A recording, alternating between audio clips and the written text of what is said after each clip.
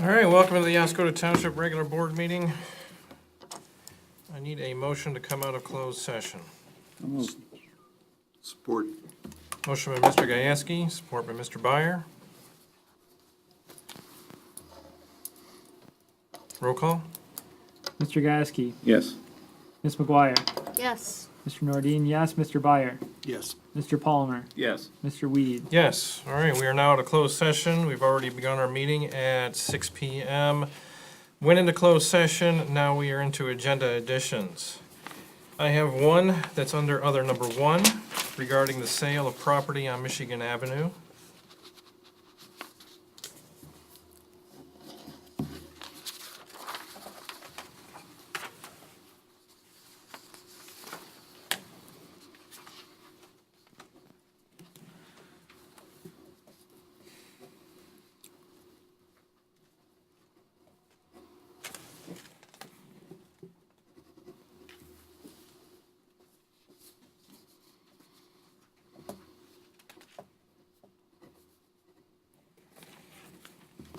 Another, under other number 2, the sale price of the Awney building.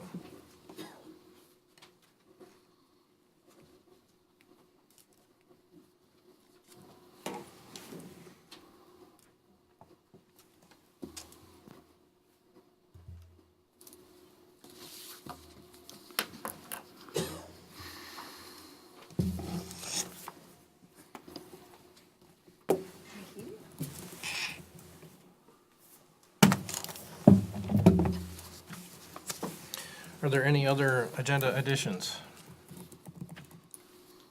Okay, then I need a motion to set the agenda. I'll move that we set the agenda. Support. Motion by Ms. McGuire, support by Mr. Gajewski. All in favor say aye. Aye. All opposed?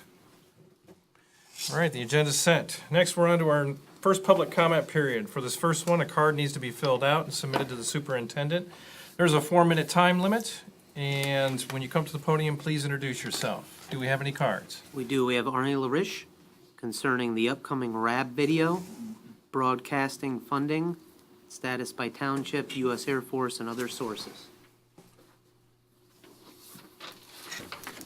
Good evening, Arnie LaRich, Westwood Drive, Oscoda, and co-chair, community co-chair of the Wordsmith Rab. I wanted to give a quick status update, since I was not physically here at the last meeting, of work that's been going on for a while for trying to get donations for helping the community Rab and the township pay funding for the video broadcasting of the Rab meetings. What you have in front of you, Dave has a copy, and also Supervisor Aaron has one of the second version, the second application that was submitted to the Chippewa tribal nation. They met last Wednesday, the Leadership Council, and it was presented to them. I spoke with their office representative this morning, and they have not made a decision on it yet. They have another meeting next week, the day after the RAB, on the 6th, and they'll make a decision at that time. On a second matter, same topic of the video, since before the August meeting and after the RAB meeting in August, I've had no less than 4 conversations with the Air Force on this topic about them paying for part or all of the video broadcasting as part of the RAB's mission for public outreach and training. As of November 1st, we had, we meaning myself as a co-chair and another RAB member, Dan O'Connor, that I brought in. He's my alternate in the RAB, with a call with the Air Force. And this was one of the primary topics of that meeting. The rest was preparing for the RAB meeting itself.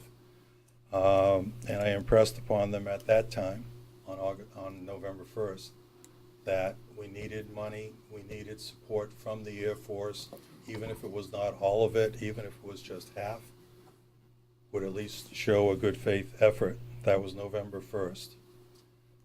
We were told that their upper management was starting to look at all the RABs, at the cost of the RABs across the country. They have anywhere from 10 to 15, the Air Force. They weren't sure of the numbers. They do now, because they've looked into it, but they haven't shared that information yet. But what's the cost of anything they do at our RAB or any other RAB? What's the cost for all of them? And so there's a possibility they're looking at DOD-wide. At one time, a few years ago, there were 300 RABs. There's been a long history of contamination by the Department of Defense. We were told that therefore there would be no decision prior to the RAB meeting. And now I realize that there has been, which is good, because the pressure has been put on by various organizations and at different times. And I think their position, they know that their position is unattainable or unsustainable to stay that way. So I hope to hear more about the details about this coming meeting.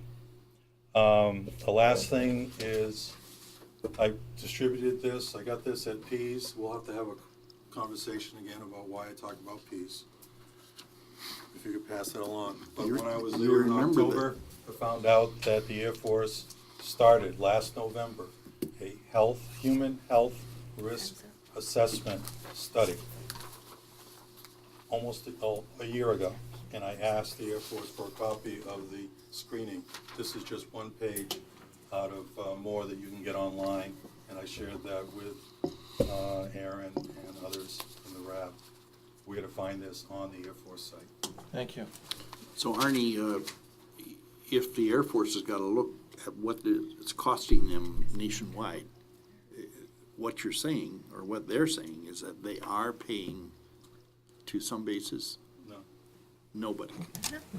They said that they were not doing video. No. But I know that I found where they're actually transcribing it. So they are paying money to have a word-for-word count as far as their meetings. So to be any reason why they're possibly expanding and finding the money. Any other cards?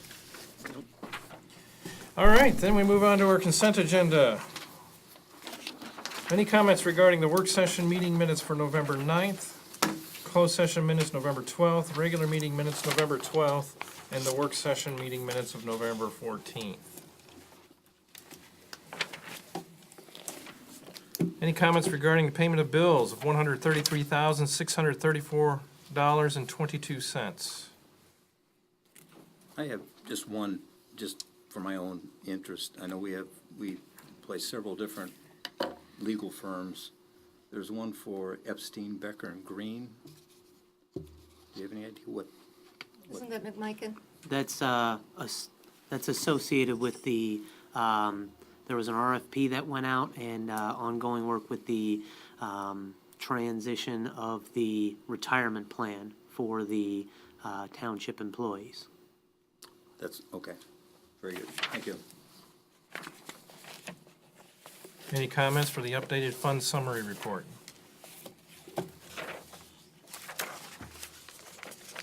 Is there a motion to approve the consent agenda? I'll move we approve the consent agenda. Support. Motion by Ms. McGuire, support by Mr. Byer. Roll call? Mr. Byer, Yes. Mr. Palmer, Yes. Mr. Gasky, Yes. Ms. McGuire, Yes. Mr. Nordine, yes, Mr. Weed. Yes. Motion's passed. Next, subcommittee reports and project updates. First one is proposed dates for the SAW grant work session. All right, so I realize that this Wednesday at 2 o'clock is probably not going to be convenient. The next time we can align with Mr. Traciak is the 9th of January, if we want to make that a Wednesday at 2 o'clock. When we've had work sessions established before Wednesdays here at 2 o'clock, seem to work well. And what that would entail is that would be at least a minimum of a 2-hour commitment to be able to go through his Excel models associated with either draining fund balance within the sewer fund 590, issuing debt associated with the capital projects into the future, and the balance between that and impacts on the sewer rates. So those are the three components, and as we go through that model, the SAW grant has identified anywhere from $11 to $15 million that the township will need to put into the sewer system over the next 20 years. And we are at a point where we have those projects prioritized, and we need input from the board in that session with Mr. Traciak to be able to understand the three components and how we're going to be able to accomplish the capital improvements. Okay. Any comments? What is the problem with having it this Wednesday? Do you have is there a conflict or? I know last time when we brought this, I know some people had conflicts on this Wednesday, the 28th. 'Cause I'm open on Wednesday. I was. 28th? Okay, I will try to see if I can get him the 28th. If not, does the 9th, does anybody have a conflict with the 9th? I'm Was okay there- on the 9th.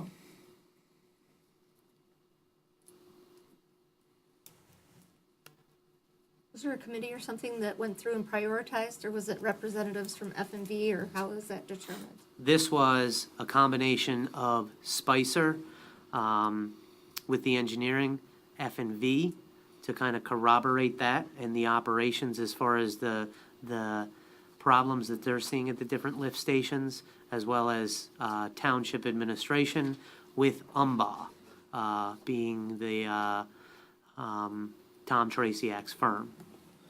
So those four entities have been gotten us to this point throughout the SAW grant process.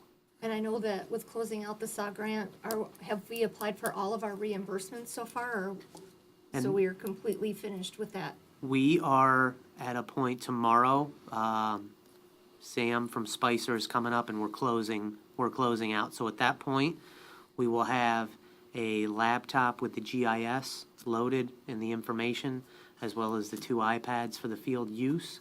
And we'll be moving forward to submit closeout for the SAW grant.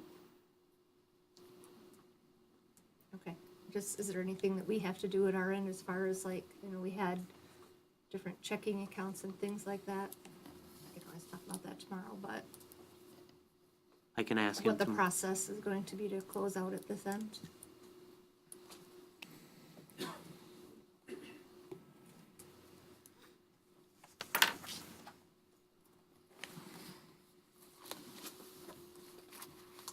Any other comments?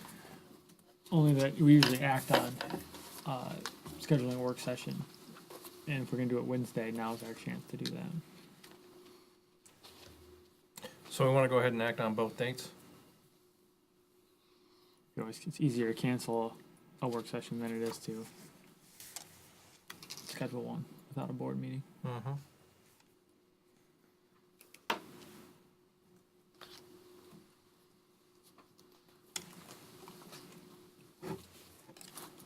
Okay, is there a motion regarding the 28 November work session?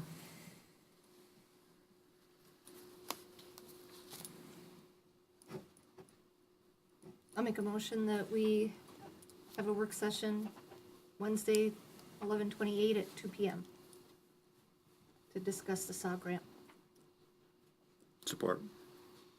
Motion by Ms. McGuire, support by Mr. Palmer.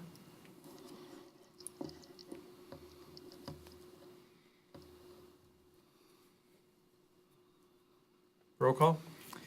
Ms. McGuire, Yes. Mr. Gasky, Yes.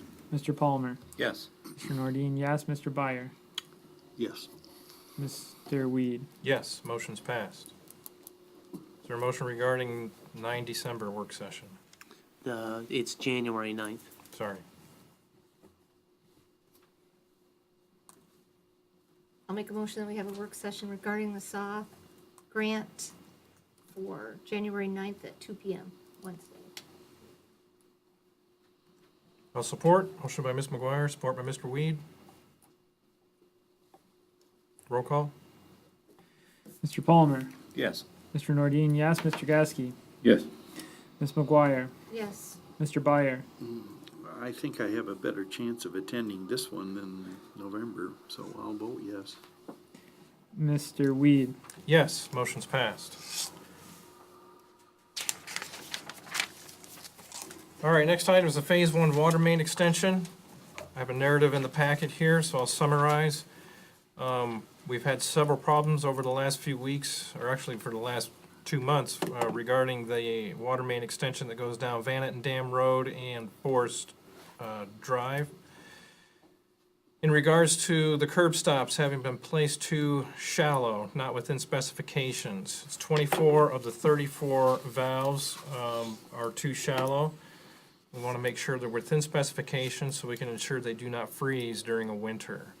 And the contractor has been informed of all the deficiencies, and they're going to fix this within the next few weeks.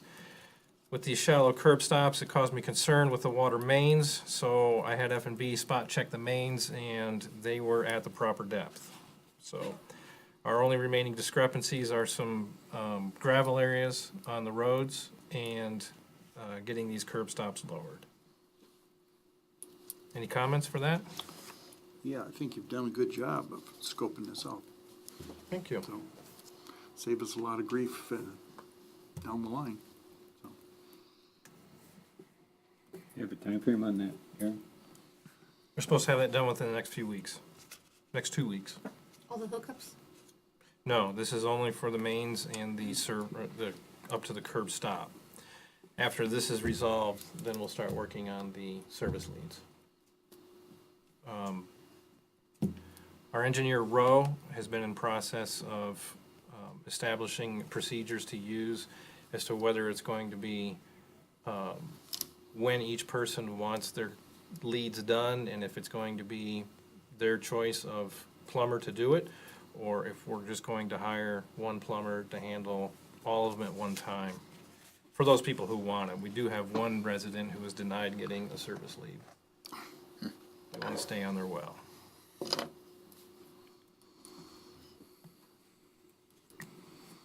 If they sell that place, would the person that is after them have the opportunity to hook up and have the same? No, there's a time limit associated with it. If the resident does not have it done within, which the time limit still has yet to be established, more than likely it'll be from 365 days from when we start the project. If they don't do it within that amount of time, then they're gonna be responsible for it later. That way, we don't have money held back for such a long time that we could use in these other water main projects.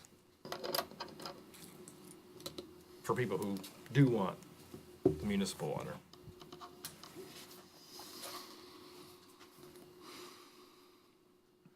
Okay, the next thing is the RAB meeting recording. I've been working quite a bit with the RAB coordinator, and in turn, she's been working quite a bit with the Air Force. So to run down this, I met with MIC-TV on 14 November to discuss the level of services they are providing to televise the RAB meetings as compared to if the township is going to continue to pay for the meetings. I was able to reduce the amount of service for 2 cameras, full audio support, and televising live on the internet for $570 per meeting. Further reduction to only 1 camera seemed difficult given the width of the meeting area, as there is not a wide enough angle lens to provide full coverage. In addition, the difference between live streaming of the event and live streaming on the internet as opposed to recording and then uploading later was negligible. I also contacted the Air Force about the use of a projector and screen. We concluded that any equipment needed to facilitate the meeting is the responsibility of the Air Force. Therefore, the $570 per meeting cost does not include that projector and screen. Then discussions took place a few days later and resulted in the Air Force paying for the audio support of the meeting. This resulted in an even lower expense to $455 per meeting. Then, last Wednesday, I received an email where the Air Force is going to pay also for another camera. So now we are at $330 per meeting to do 4 meetings over a year, starting with December 5th. The total cost is $1,320. So I'm asking the board what the board wants to do in regards to televising RAB meetings.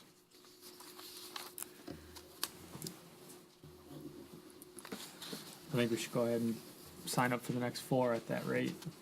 I think the benefit has been spoken to a lot of times, and to get that kind of participation and cooperation from the Air Force, I think is a big step, and we should reciprocate. And if we're already planning on, potentially planning on paying for the next meeting at almost $1,300, $1,050, to get 4 for the price of that almost is almost be silly not to. So would they would pay the MIC-TV directly then? Correct. Okay. Yep, I wanted to make sure that those expenses were separated. I'm okay with them doing that. Pay them directly. This is when we're done after the next meeting. So the cost of the township is $330 Per meeting. per meeting Yep, for 4 meetings, yep. And the Air Force has said they are going to obligate for the next 4 meetings. and they'll pick up the difference, whatever that difference is between $330 and Correct. the additional service the Air Force wants. So, well, yeah, we will only pay for what service is outlined on this chart that I provided. That seems reasonable to me. We were looking at over $1,000 per meeting at the last time we met. So that's a considerable discount to what we were looking at originally. I think that's reasonable. So what happens if the Indian organization already indicated they're gonna have a second meeting the day after the next RAB meeting? What if they say, yeah, we can help you out? How does that How's that gonna figure into things? I don't know. I've asked a few times what's going on with that grant, and I've received no response. So this is the first I've heard of what's going on with it. Then hopefully they pick up the rest of the portion.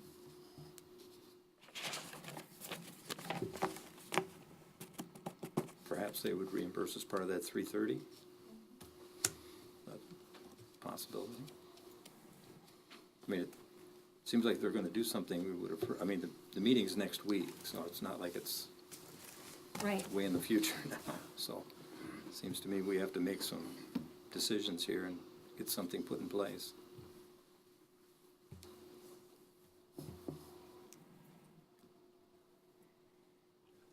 If you want, I'll talk about that at the last comment.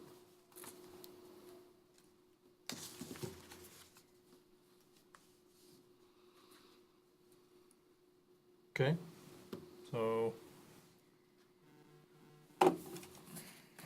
So this is for the next 4 meetings or the 4 meetings for next year? this is for the next 4 meetings, starting with the December 5th meeting. Okay. So I'll make a motion that we go with the estimate provided by MICTV for the annual payments for $1,320. And I heard you say just a few minutes ago, and after that, that's it. Did you say that? We'll pay for the next 4 meetings and that's it. Well, with this, Yeah. it'll be, and then, if we have to revisit it or what, or if we get a grant to pay or, Okay. Support. Motion by Ms. McGuire, support by Mr. Nordine. Roll call? Mr. Palmer, Yes. Mr. Nordine, yes. Mr. Gasky, Yes. Ms. McGuire, yes. Mr. Byer, Yes. Mr. Weed. Yes, motion's passed.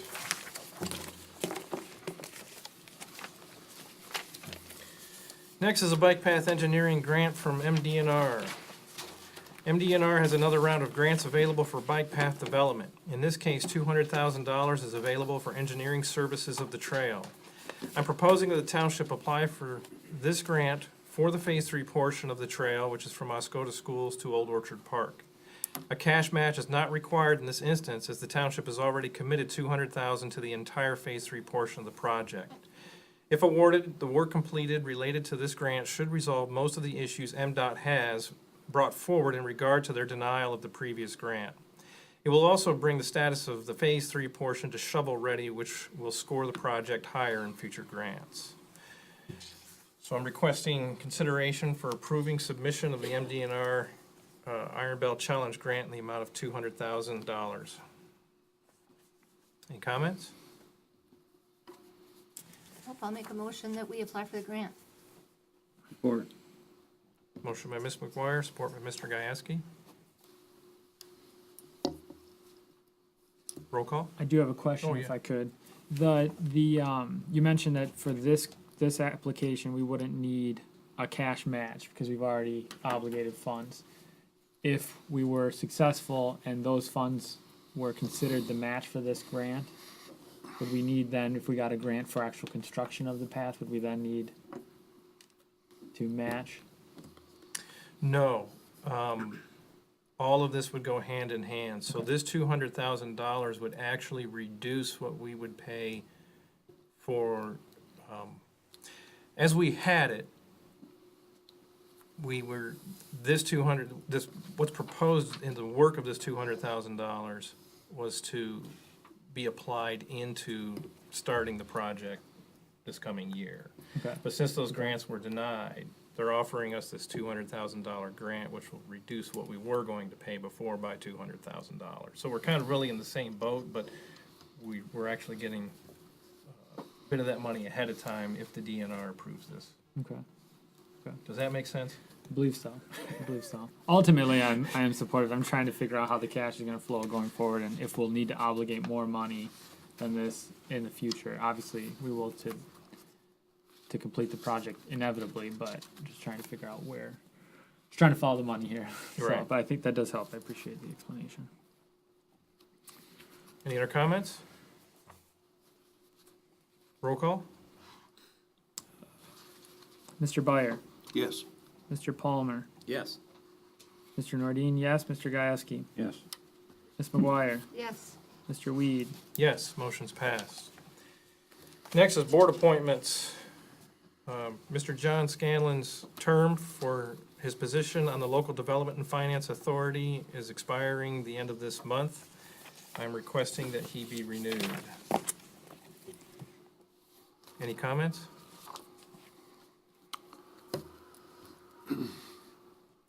I move that we go ahead with this reappointment.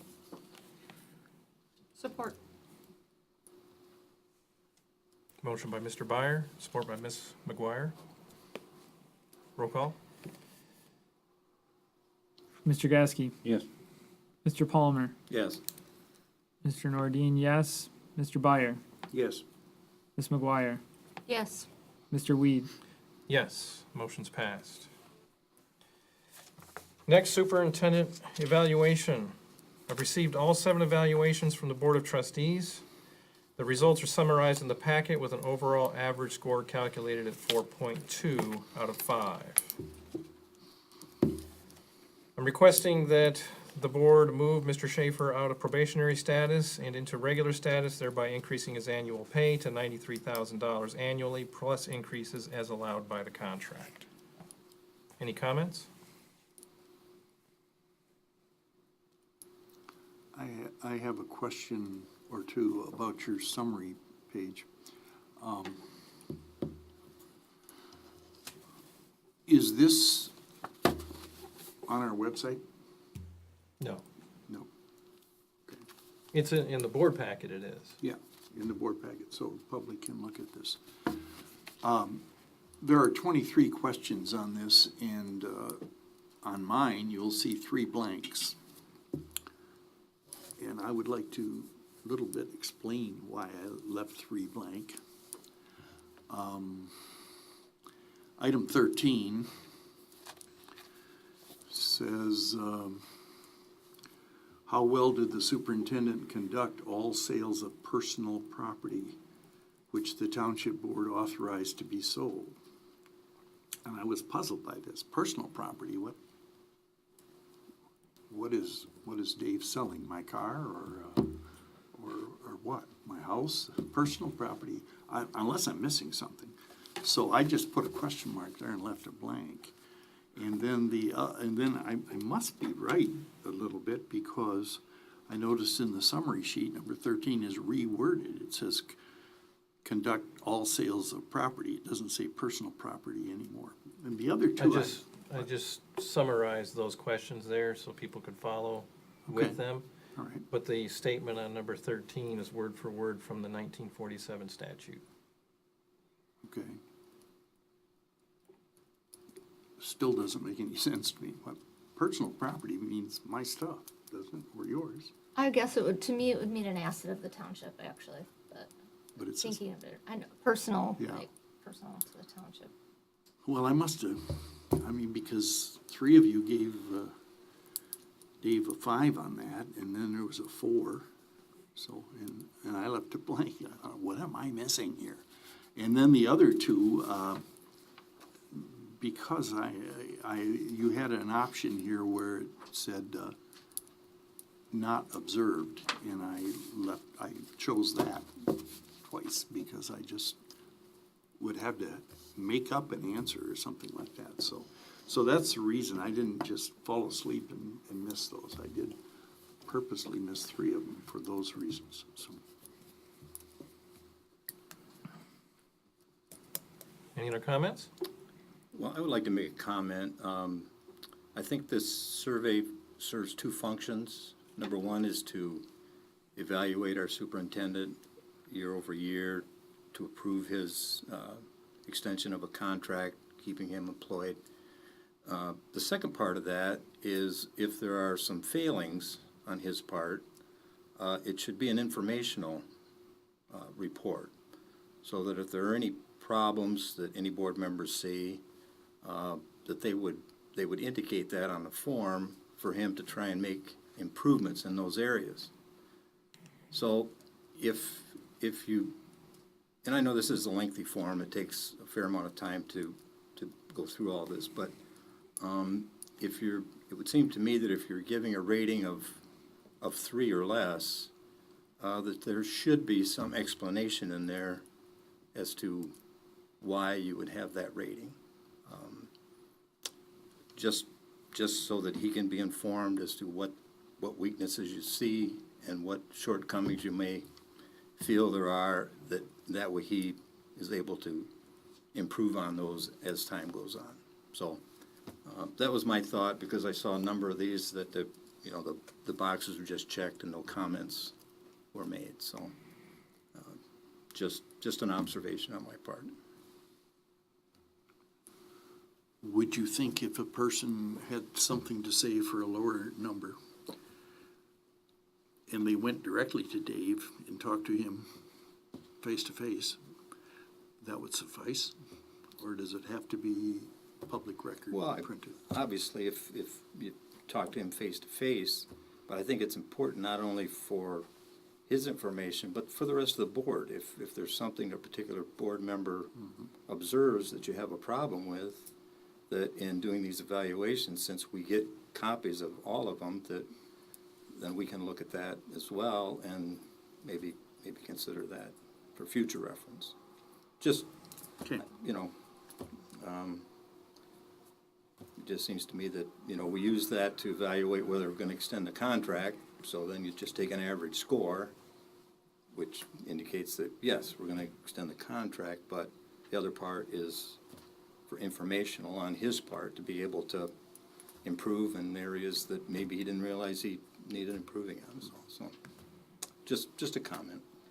I agree with that, Bill, except for I would say 2 and under, because 3 is actually average, so I don't know why you would have to explain that.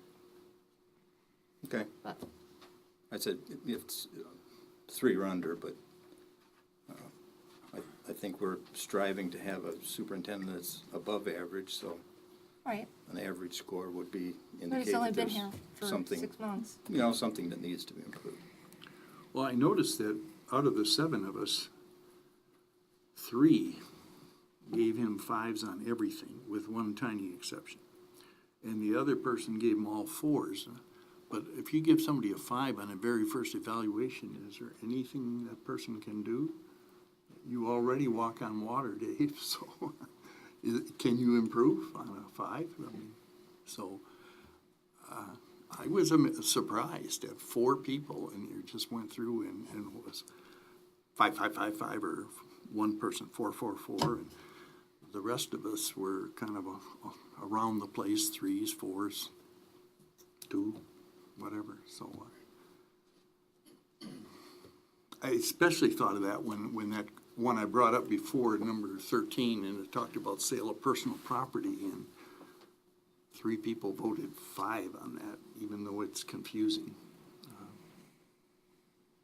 Aaron has probably correctly said it's the wording of some law before, but I think he's probably the only one on here that really knows that. The rest of the people just said 5, so.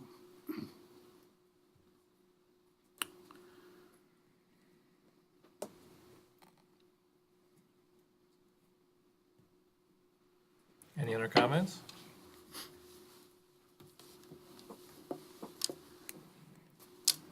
All right, then I make the motion that we move Mr. Schaefer out of probationary status and into regular status, increasing his annual pay to $93,000 annually, plus increases as allowed by the contract. Support. Motion by Mr. Weed, support by Mr. Palmer. Roll call? Mr. Palmer, Yes. Mr. Nordine, yes. Mr. Byer, Yes. Ms. McGuire, Yes, Mr. Gasky, Yes. Mr. Weed. Yes, motion's passed. Now, for the second portion of this, the previous superintendent contract had a clause for 3-year terms. I am proposing that the board amend the current superintendent contract to include the same clause. The recommended clause to be added to section 2, subject number, or titled term, written as, manager agrees to remain the exclusive employer until at least October 11th, 2021, and neither to accept other employment nor to become employed by any other employer until said termination date, unless said termination date is effected as hereinafter provided in section 8 or Section 10. The change in month from June to October will also align the contract term with the stated contract evaluation period as outlined in Section 10 titled Performance Evaluations. Any comments?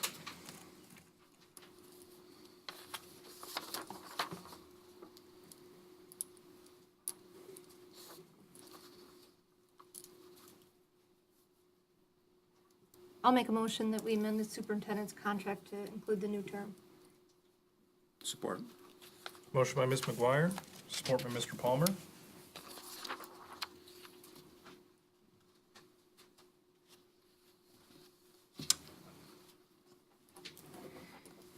Roll call?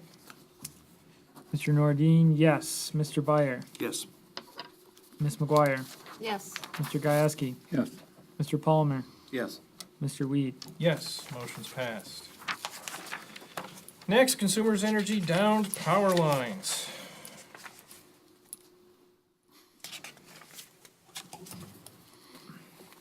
Over the years, the township has experienced several problems related to slow response times from Consumers Energy related to downed power lines. This has resulted in emergency responders having to sit on power lines for up to 13 hours. While we do have a cost recovery program, the amount that is set in the ordinance does not account for true costs associated with responding to power lines, as it is set for $500 per occurrence. It costs more than this just to drive a fire truck out of the garage. At times, Consumers Energy has contested paying our invoices. We are not the only municipality with this problem, as other municipalities across the state have expressed strong frustrations with the poor response times, and municipalities across response times and consumers' reluctance to pay appropriately, since they are known for saying, "We will pay what we think we should pay." A face-to-face meeting took place on 21 November after the writing of this narrative. And the purpose of the meeting was to discuss with the Consumers Director of Corporate Safety and Health, Garrett Miller, about how improvements can be made since the problem of down power lines has put a severe strain on emergency response resources throughout the county. Projected to be in attendance, and who was in attendance, was the East Tawas Fire Chief, Plainfield Township Fire Chief, Oscoda Fire Chief, Central Dispatch Director, and myself. In addition, the East Tawas Mayor and County Road Commission Director has also been involved. In addition, I have requested the top executive of consumers, Patricia Pop, I believe is how it's said, to contact me regarding this issue, but I have not received a response to this date. So during the meeting that we had, we told them our concerns from all of our fire departments. I believe East Tawas even had a first responder sit on a power line for 26 hours. I conveyed to consumers that we are not their reserve workforce, that they are a corporation, and we are not a company, or we are not allowed as a municipality to do work for hire. And the reliance on our first responders to sit on power lines, which are not in a state of emergency, has severely impacted our ability to respond to other emergencies. They agreed with all of that. They said they needed to make improvements. They said they planned, as we heard before, plan on putting the service station in Tawas. But we also conveyed that while they have a service station in Tawas, the response times weren't that great when they had done that before. And if they have somebody on standby, that person, let's say, is in Grant Township, it's still gonna be a long time before they get to Oscoda Township. And especially after they said they pay us so much in taxes, you know, they're making a big deal. This is in their- payback time. In their response letter, we pay so much in taxes, it's like, well, you know, they'd say that, that tax money is to go to emergency responses. And I conveyed to them what tax law really is, and with the exception of the villages, townships are only required to do 3 functions according to state law, and that's elections, assessment, and tax collection. Everything else is above and beyond what the state requires, especially if it comes to a private corporation. I conveyed to them what their top 3 executives to make, and it takes the entire population of Iosco County to pay their top 3 executives only in cash disbursements, does not account for all the other disbursements.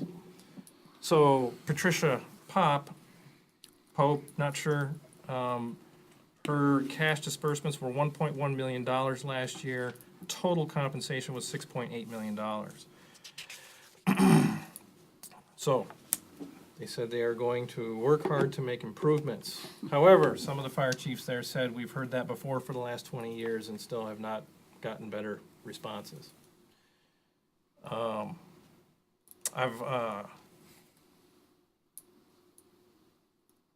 would like to, at an upcoming meeting, change our cost recovery ordinance to more appropriate amount at $750 per hour per apparatus that responds.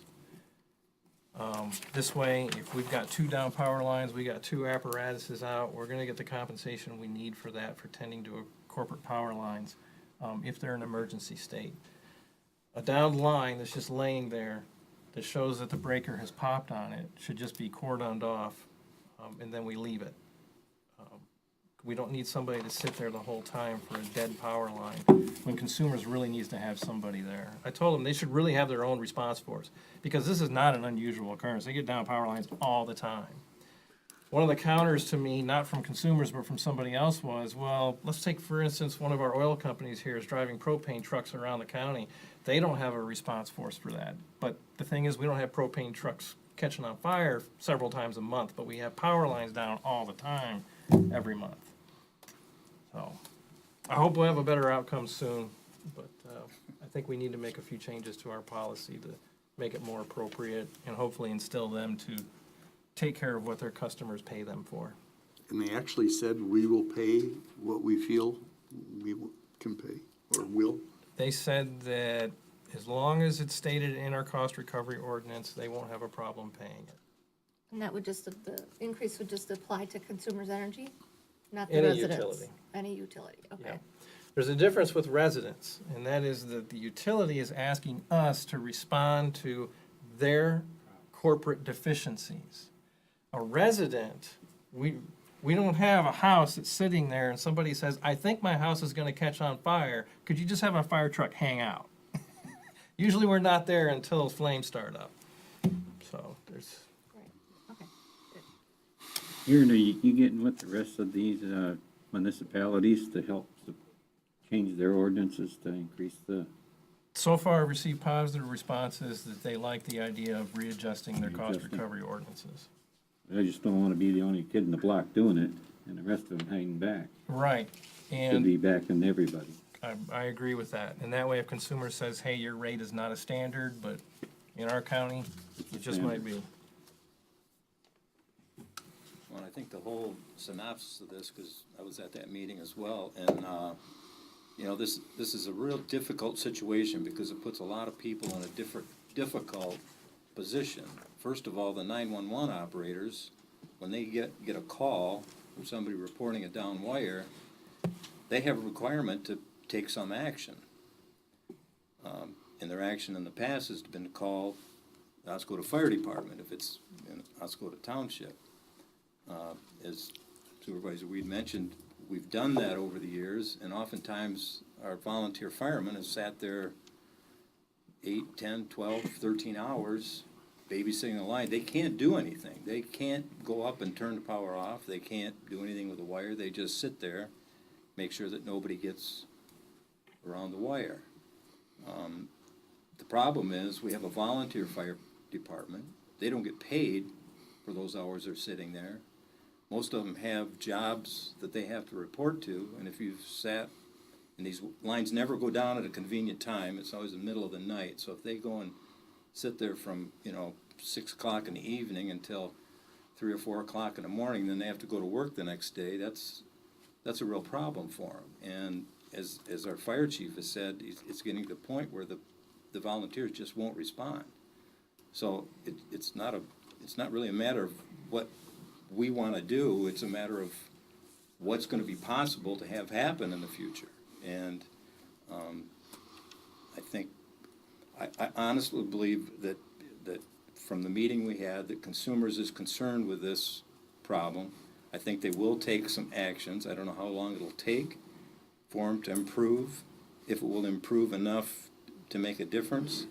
one of the proposals that the 911 coordinator was saying was that they're putting together a checklist, if I remember this correctly, that will be passed out to the various fire departments, and if they respond, and they can check what the status of the line is, and if they deem that it's not a hazard or impending doom in some sort or anything like that, then they can just tape it off and leave the scene.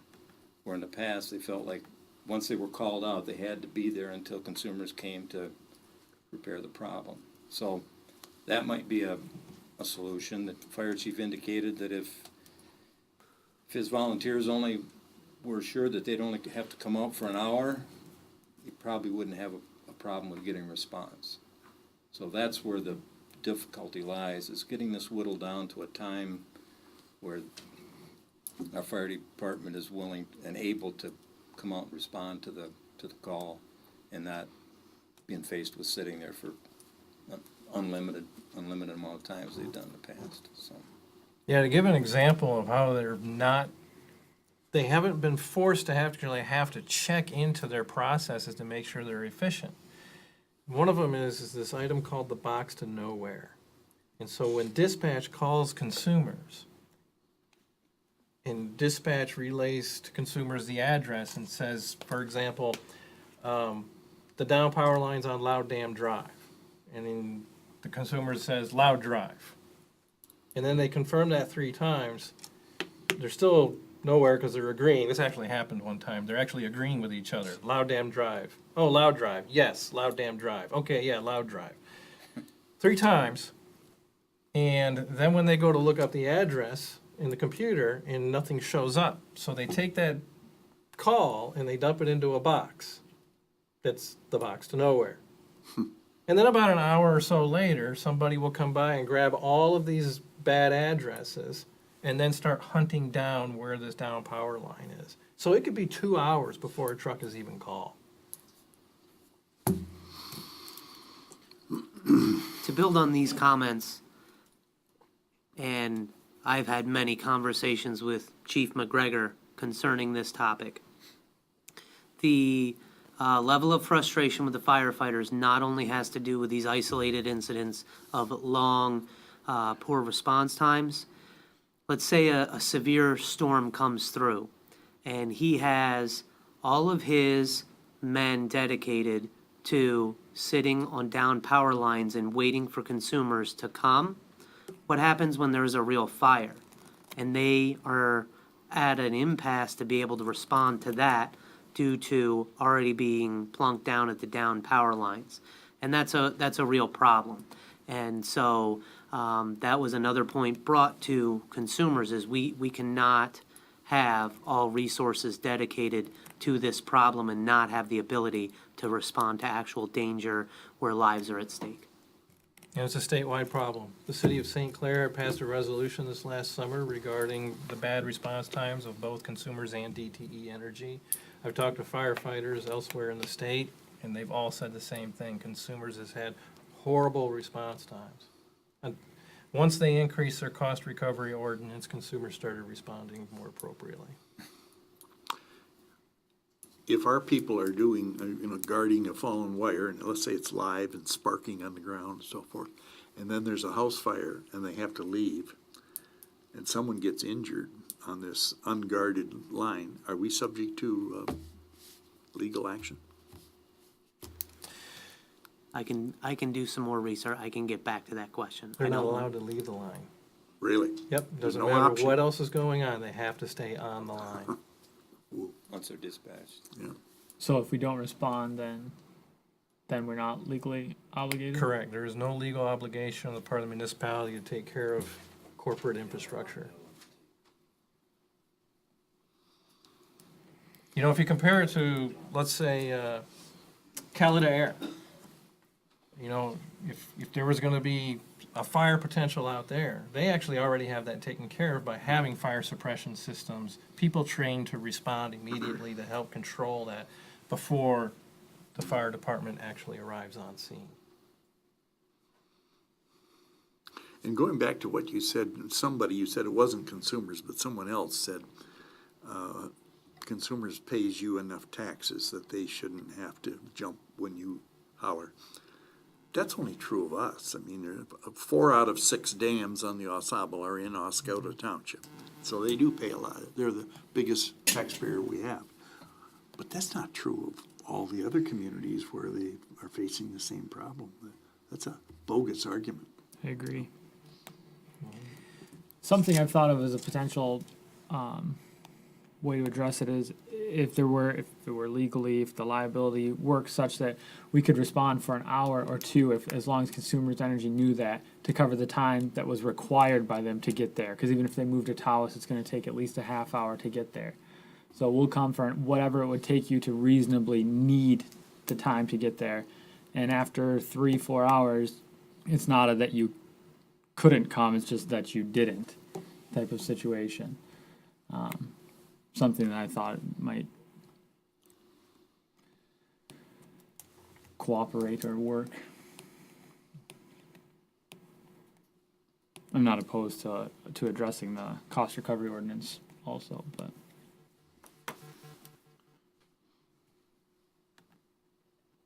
All right, any other comments? All right, then on to the superintendent report, renewal of Michigan Township participating plan. All right, the township's proposed renewal for municipal insurance coverage policy with the Michigan Township Participating Plan would be effective 1/1/2019 through 1/1/2020. Paul Olson, Risk Manager for Municipal Underwriters of West Michigan Incorporated, is in attendance tonight to review the summary of coverages and answer questions related to the township's policy. Your packet contains the invoice from the Michigan Township Participating Plan for 2019, as well as a summary of coverages for 2019. This annual renewal for municipal insurance coverage requires Township Board approval. So at this point, I'd like to have Paul come up, and if anybody has any questions, he'd like to go over some of the coverages associated with that plan. Thank you, Dave. My name is Paul Olson from Municipal Underwriters of West Michigan. I know some of you on the Township Board. Others I probably have never met. Just to give you a little background on myself, I've been involved with Oscoda Township's insurance since 1990. I believe I've had the insurance on the township for 27 out of the last 28 years. There was one little glitch that we had, I don't know, a while back. We won't talk about that. But I did come back and was able to write the insurance. But really, I just want to thank you for your business over the years. When Mr. Soccer was here in the past, we had handled this. I would give him a quote for January, try to get it sometime in June, so he kind of knew where we were at. David asked me to come tonight. My background is 33 years. I only insure public entities. I currently insure about 181 public entities in north central Michigan. So I'm used to this kind of format, so I do appreciate the fact to be here. I don't know if you've reviewed the summary of coverages. What I try to do also is, John, since he's been clerk here, has been very helpful because we do review the vehicles, the properties, and keeps me up to date, because every year I want to make sure that I'm not missing something, or we have to add something, or we have to take something off.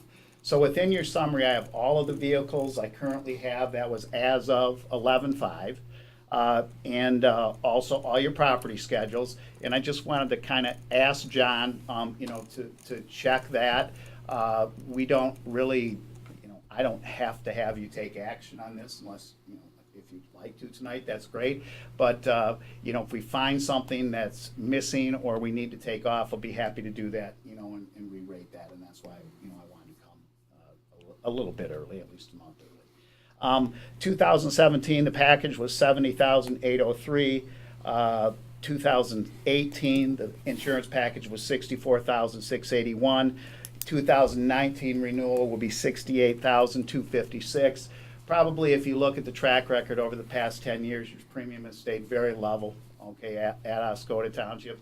When I first wrote this account many years ago, I know we were over 100,000 in the insurance. And what drives the insurance market is simply, obviously competition can drive the market, and it is always good, you know, in my estimation, for my clients if they would like to go out and bid. Oscoda Township had done this many, many times in the past, actually had a consultant come in. They did this year after year, and I'm kind of glad, just between you and myself, I'm kind of glad that the consultant is out of this situation, because I think you're paying quite a bit of money to do that.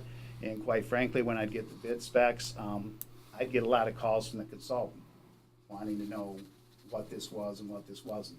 I don't think he was an expert in the municipal field. But anyway, enough of that. I'll tell you what we have done. We added 114 State Street, which is the DDA's building. I went over there and viewed that. It's on the policy, the dwelling for $305,000. I added approximately $25,000 of contents. When I was here, I increased the blanket limit on the property, $906,000 this year. You have a blanket basis with no coinsurance, roughly $20 million of property. And what's good about writing property coverage with blanket basis, no coinsurance, when we have a loss on a building, we do have a value on that building, okay? But really, when you get the loss, if you lose a building, you'll get 20 million back from our claims department. That's what you have to replace it. So obviously, what we do is we base all our valuations on square footage, right? What was the square footage of the building? What would it cost? I've had several losses over the years, so that would be, just to let you know, we've done that. We also added a 2018 pickup truck for $28,615. And that was added, I'm not sure exactly when that was added, but during the course of the year. Just to let you know, over the past 3 years, we are a dividend program, the Michigan Township Participating Plan. Dividends over the past 3 years have averaged, well, not averaged, you've received dividends in $10,374 over a 3-year period, which is giving back about $3,200 a piece. Now, what I'm here for, I'll be very happy to answer any questions or concerns that you may have on the package. We do write an entire package for you, which includes your general liability, which includes the Public Officials Wrongful Act, as I said, all your property, all your vehicles, your crime, your bonds, an entire package. The only thing I'm not writing here are any fringe benefits that the township may have, and I am not, at this point in time, and haven't ever written the workers' compensation, which would be separate from this package.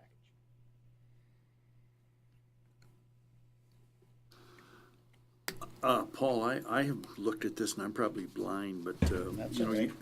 it's okay to be blind. I could be really partial. Lots of Oscoda Beach, Pavilion, Bancho, Garage. Mhm. Show me where the pier is, The pier in the front? the pier at The pier downtown. in downtown?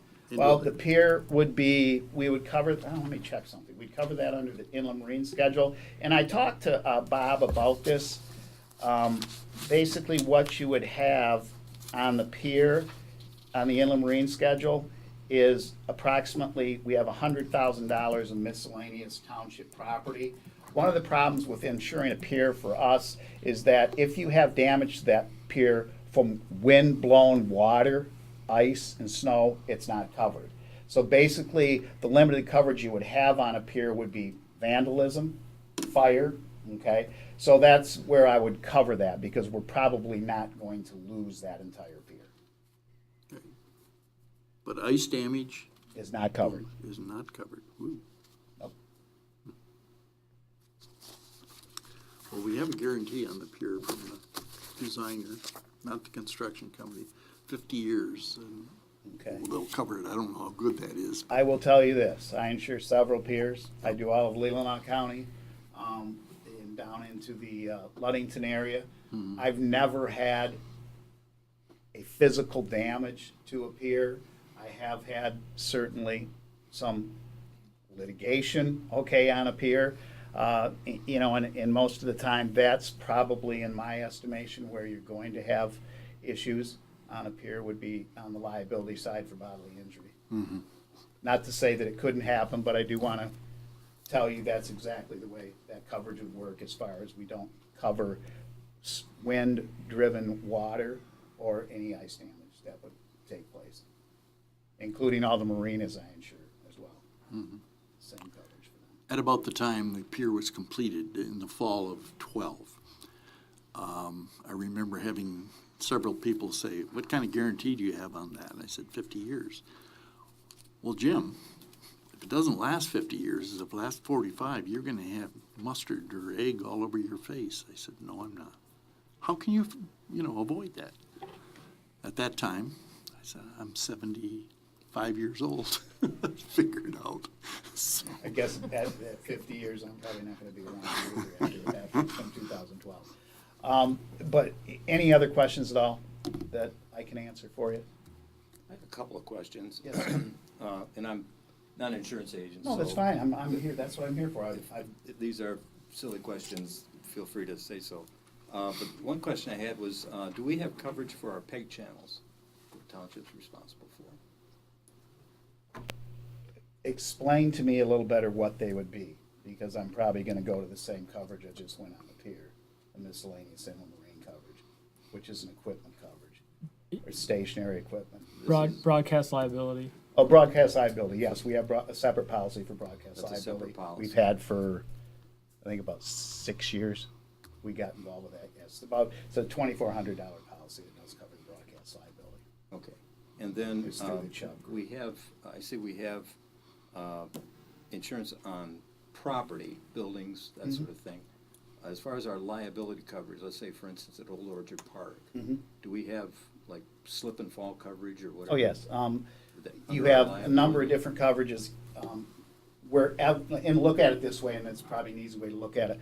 Wherever the township has a operation or owns property, you have automatic liability there. Over the years, and I have loss runs, but over the years, I think we've had a couple incidents at Old Orchard Park.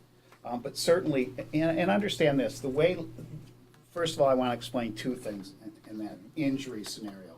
We do have premise medical payments coverage in the policy. That's up to $10,000 per person. And what that does is we'll take an example. Let's say someone claims that they were coming out of the yurt, okay? I think that's what they're called. The yurt out at the park, and they fell off the deck and they broke their leg. And Dave calls me, he goes, Paul, we had this guy fell out of the yurt and he broke his leg. Can we do anything? And what I do is I'll say, yeah, we have premise medical payments up to $10,000 per person. So what is that? That's a first aid coverage. So no questions asked. If the township board wants us to do this, we'll entertain the notion of paying that gentleman's medical bills up to $10,000. So each and every time, they could slip on the sidewalk. Slipping on the sidewalk's a bad one. There could be a 2-inch defect on the sidewalk and they tripped over that and injured themselves. Well, we'll pay those med pays up to $10,000. Then what happens, after, let's say, we pay the yurt injury $10,000. We don't have any sign off where you can't bring litigation against us in the future. So we could pay a medical bill for someone. They could come back within the time frame of how you can litigate in Michigan. They could come back and say, I'm suing you, township, for bodily injury. It's permanent damage. They're going to have to probably claim some type of permanent damage. Then we defend you in court, under the GL policy, which is up to $3 million, and there is no ag on the policy. So, but that's good. No ag on the policy is good as well, because each and every time you're litigated against, and it triggers coverage through us, you will have $3 million in place, and all of our defense costs are outside the policy limit. So that $3 million is set there specifically for damages. I will tell you this, over the years, we started out at a $5 million limit, and over the years when Bob was here in the board, we decided, and I'm not sure how many years ago this was, probably 8 or 9, we went down to $3 million, save the township a little bit of money. From my experience, I will tell you this, I'm doing this for 33 years. I've had several claims in northern Michigan that have been pretty catastrophic, but I think far and away your largest exposure is when you pull a vehicle out of that garage and you take that fire truck out or the ambulance out, because basically you lose all form of governmental immunity. If you have an accident in that fire truck, we're not going to be able to provide a governmental immunity defense for you. And so my largest claims by far over the years that I've done this have been with fire truck who's forbid killed someone, or a fireman or an on-call fireman or volunteer fireman in his own automobile responding to a scene, regardless if you have a red light policy, if you have, if you don't have red lights on their vehicles, you do, they get in, I've had them where they get into an accident, that's gonna automatically come back against the township, under non-owned and hired automobile liability. We're not really protecting his car for physical damage. We do actually up to $1,000, we do waive the deductible, but your biggest concern there is a liability issue. As soon as a good attorney finds out, that it was Oscoda, he was an Oscoda Township on-call or volunteer fireman, it matters not, and they bring litigation against you for damages, that's another area where I think, you can see a large settlement from time to time. But I hope I answered that one. Yes, yes. And some other coverages, I was wondering about electronic media activities, liability coverage, network security liability, privacy liability, data breach Yep, coverage. very good. I have, over the years, we have not had what they call cyber liability coverage. I have been quoting cyber liability coverage this past year. I did not bring a quote here tonight, but I'd be very happy to give you a quote on cyber liability. I will tell you probably with those coverages you're talking about, and I'm working with a company that I think is, very reputable. It's a very good question, because I feel I don't think there's too many gaps in our policy, but that is one. It's a relatively new form of litigation, and a lot of people are, I think, and good reason, panicked about it a little bit. I would say I use a company called RPS out of Chicago, and they write a ton of it. And I could get you folks a quote if you would like me to. Probably, I'm just giving you a ballpark, it'd probably be in the ballpark of about $1,500 a year for $1 million in coverage on all those coverage lines. I apologize because I have been quoting a lot of my clients on this, and I certainly could get you a quote on that. I have had the city of Charlevoix recently, the city of Rose City accept the cyber coverage. And I probably renewed since I started figuring that I was gonna do this in October. They've had two clients accept it, probably out of 17. A larger entity, I think it is a pretty good idea for you to take a look at that. I think it's very reasonably priced as well, because I'm afraid, because it's one of these new things, so they haven't seen claims. And I think once companies that are in this market start seeing claims, you may see some devastating premiums in the future. You understand what I'm saying? Mm-hmm. I think that's good coverage to have. I've been through a lot of cybersecurity training, and actually small municipalities are a prime target because they know they don't have the security levels Right. in place that a large entity will have. Well, let me, if I could, I don't want to be here all night, but if I could, one of the reasons that I started looking at the cyber liability, our company's been looking at this for a number of years. And we thought we had some coverages for the state, and then they just decided, HCCU especially, they didn't want to get involved with this. Okay, so we have they sent us some companies that they felt would be good at it. Long story short, I had a fire department in northern Michigan. They purchased a fire vehicle for $371,000 about 5 months ago.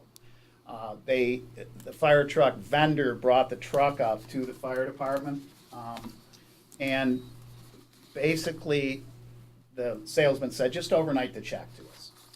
So they overnighted the check after he left, or the next day sent the check overnight, and via email, the treasurer of the fire department got a email from the vendor saying, please cancel that check and send it direct to our bank in Atlanta, Georgia. And they did that, and they're out $371,000 at this point. The FBI's involved, there's a lot of things going on, but that's one of the reasons. I had never, be quite candid with you, I'd never had any type of cyber liability issues until just about 6 months ago. And then just a couple other things. In the policy here, it lists under the errors and omissions, it says the following are areas of exposure of public officials and employees which most generally are covered by a legal liability policy. Do we have that? Yeah, that is what your public official's wrongful act is. Your public official wrongful act liability coverage, you have the GL coverage, which is bodily injury, property damage, and personal injury, all right, and med pay that we talked about. The public officials is your decision-making process coverage. So you render decisions or opinions as board members that can affect what? Constituents within the community. It could affect zoning decisions. Most of the coverages that we get involved with are employee-related practice. This indicated that it's covered by a legal liability policy. And that's what this is. And that's what this Yes. is. Okay. Yeah, And that's then- your decision-making process coverage. We also provide you with a non-monetary damage coverage, up to $25,000 per occurrence, up to 50 in the aggregate year. Most insurance companies, when they talk to you, are going to say, you know, everybody asks me all these hypothetical situations over the years. One of the best things to remember is when you get a summons complaint against the township, and it could be against all the board members, one board member, the fire chief, the police department, what are we looking for in that summons and complaint in order for the coverage to trigger, right, for us to cover it? Well, we're always looking for a damage, because that's what triggers any insurance policy. And 9 times out of 10, that's going to be a monetary damage. You follow what I'm saying? Someone looking for a monetary damage. And that's what's gonna cover. What the non-monetary does, it gives you a little bit of coverage, let's say on a zoning issue where, I don't know if you've ever been involved with this, but say you're sued for the sake of being sued, that's what I like to say. There's nobody asking for a damage, they're just suing you to overturn your decision or opinion that you rendered, let's say on a zoning case. So it'd be an injunctive relief. We do cover that injunctive relief up to $25,000 per client, 50 or per occurrence. And what I would strongly urge you just to know that you have that coverage. So if you do get a summons and complaint that, let's say, your attorney, a lot of attorneys know when coverages trigger that are operating, they should, you know, that are operating for a township. Lots of times they'll say, well, this isn't a damage, I'll probably handle this myself. Just make sure that a zoning issue that it could be a Freedom of Information Act, could be a non-monetary, depending on how it's written. So those are also a couple coverages that you have contained in the public officials wrongful act. Okay. And one final thing, in your premium summary, you have the various things, and it just states that it's included in the payment and the policy. The last one is the volunteer fireman's accident. That doesn't say that it's included. That's separate, and it's written it's a July 1st renewal. That's a separate policy. Separate policy through the Okay. Provident agency that we write for the firemen. I could explain that a little bit if you want, but that's why it's not included. Okay. You've paid for it, but it's not included in this portion of the policy. You paid for it separately. It's not included. In a separate policy. It's a separate policy from the power. Does that cover our entire fire department? Is that a Yes. fire department policy? Okay. Okay, thank you. Any other questions? No, only a comment that I did spend the day going over the list, so I'll send you an email maybe tomorrow morning first thing. That's great. I'm Got a couple. on my way to Mayo. I'm gonna spend the night going home. I'm All gonna right. see Oscoda County tomorrow morning. Listen, thank you very much for having me. Thank you for your business over the years, and if anything I can do, please let me know. I'm very responsive to any of your board members. If you have questions, please feel free to give me a call. Okay, All right. thank you. Thank you, Dave. I Thank you. appreciate it. Thanks, Paul. All right, any other comments?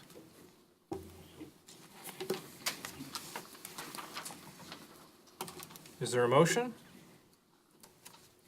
I'll move that we approve the renewal for the insurance coverage effective January 1st in the amount of $68,256. Support. And I have a comment, only that the email I referenced to sending tomorrow will have a few changes in it, so it could affect, I don't think it would be substantial, but that price could change, so. Oh, then I'll just make the motion without that. Okay, so Up or lower, do you think? they're both, I can't speculate. I can't speculate. Not substantial in my limited ability to speculate, though. It won't be much. All right, should we do a not to exceed? I don't know what that would be. could do that. We could wait a meeting as well. We have time for that? I believe we do. I Yeah, believe you guys do it. have another meeting in December, Right. right? Yeah, You have not time. to- Why don't you have John send it to me, I'll redo it and just get it back. Not to load that meeting up, and we can do it not to exceed, and then if it doesn't, then we'd revert to going on the beginning of December. So I guess that would work. What's the preference? Well, I would like to add the cybersecurity coverage. I think that with all of the things that we do through emails and through the interweb, I think it would be important to have that coverage. So if we could get a quote on that and include that, and then in our December meeting, we could vote on the total package.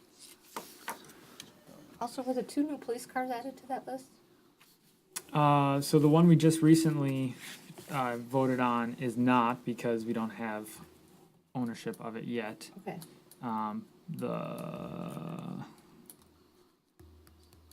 Oops, not on vehicles.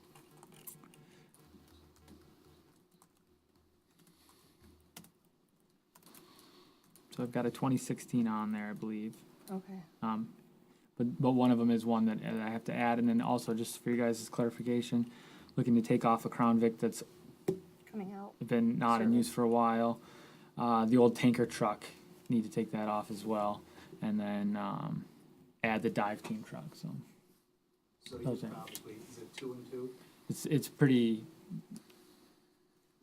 I'm sure we can take care of that without an issue.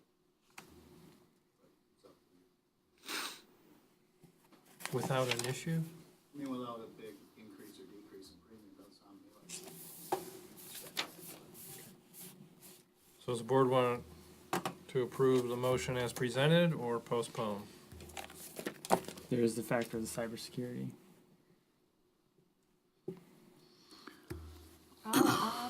I'm in favor of waiting until the December meeting. I am too. I made the motion, so I'll retract it. And if we can get If we can do a that. quote from Mr. Olson on the cybersecurity, then we can add that into the package. And, Right. and I vote. think that's the best thing to do. I'll get you the cyber quote, within the next couple days, John. I'll take care of whatever we've gotta take care of. I can re-rate this with my underwriter in a couple days and send him just the new invoice and the information on the cyber. Sounds good. Ms. McGuire has retracted her motion. I make a motion, we postpone this item until the next township meeting. Support. Motion by Mr. Weed, support by Ms. McGuire. Roll call? Ms. McGuire, Yes. Mr. Nordine, yes. Mr. Byer, Yes. Mr. Palmer, Yes. Mr. Gieske, Yes. Mr. Weed. Yes. Motion's passed. Next, tax foreclosed property objection. All right, so attached is correspondence from a contractor working on behalf of the Michigan Department of Treasury regarding potential transfer of tax foreclosed properties to the township. In keeping with a normal practice, staff has undertaken a review of the properties in question and concluded that there are none which would be of benefit to the township. The process works such that an objection must be filed in order to prevent transfer of the properties to the township. Accordingly, a draft letter has been prepared as attached using the format of previous years. Any comments? I forwarded this list and another list. Were they the same list by any chance? To be honest, I didn't look in detail. One was a letter from the county and the other one was from this group that needed to be rejected. Another list from the county. The county one I sent to, I forwarded to you earlier, before this one. This is the second one.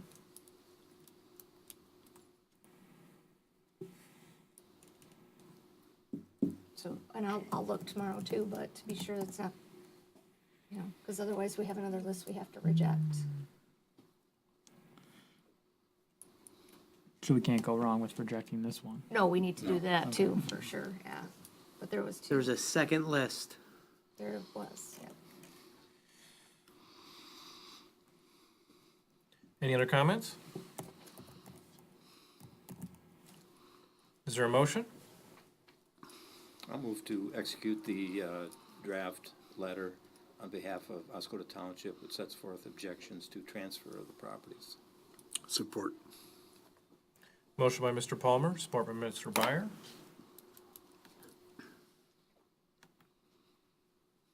Roll call? Mr. Nordine, yes. Mr. Gieske, Yes.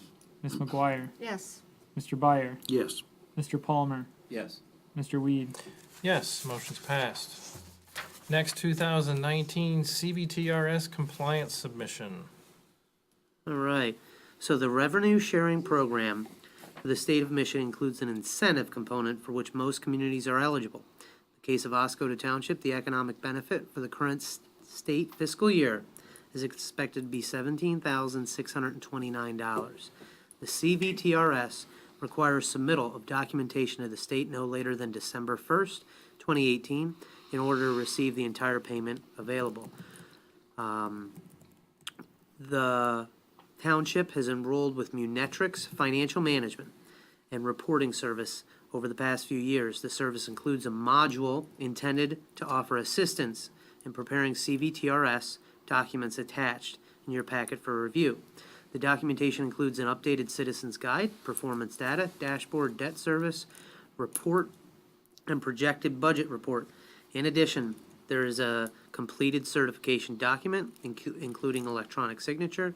A significant portion of the information contained in this report is sourced from materials submitted to the state, from which Munetrix extracts the relevant data. Comments? Can you put all this together by Saturday of this week? It is in their module, it is entered in, so I'm waiting for approval to be able to ship it off to the Department of Treasury. Good.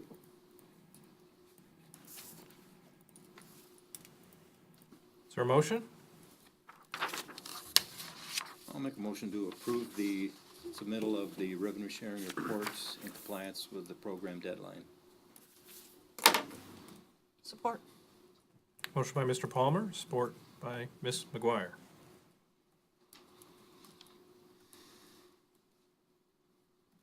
Roll call. Mr. Nordine, yes. Mr. Byer, Yes. Mr. Palmer, Yes. Mr. Gasky, Yes. Ms. McGuire, Yes. Mr. Weed.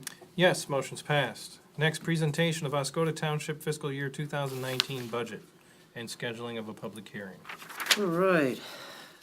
So based on discussion from the 11-14 Township Board Budget Work Session, revisions are being incorporated into the proposed fiscal year 2019 budget document. Adopting the 2019 budget requires the scheduling of a public hearing for the next Township Board meeting, scheduled for December 10th, 2018, at 7 p.m. Comments? Will we get a bound copy, like we used to get a proposed copy before the meeting? I can For send the that out. 10th, okay.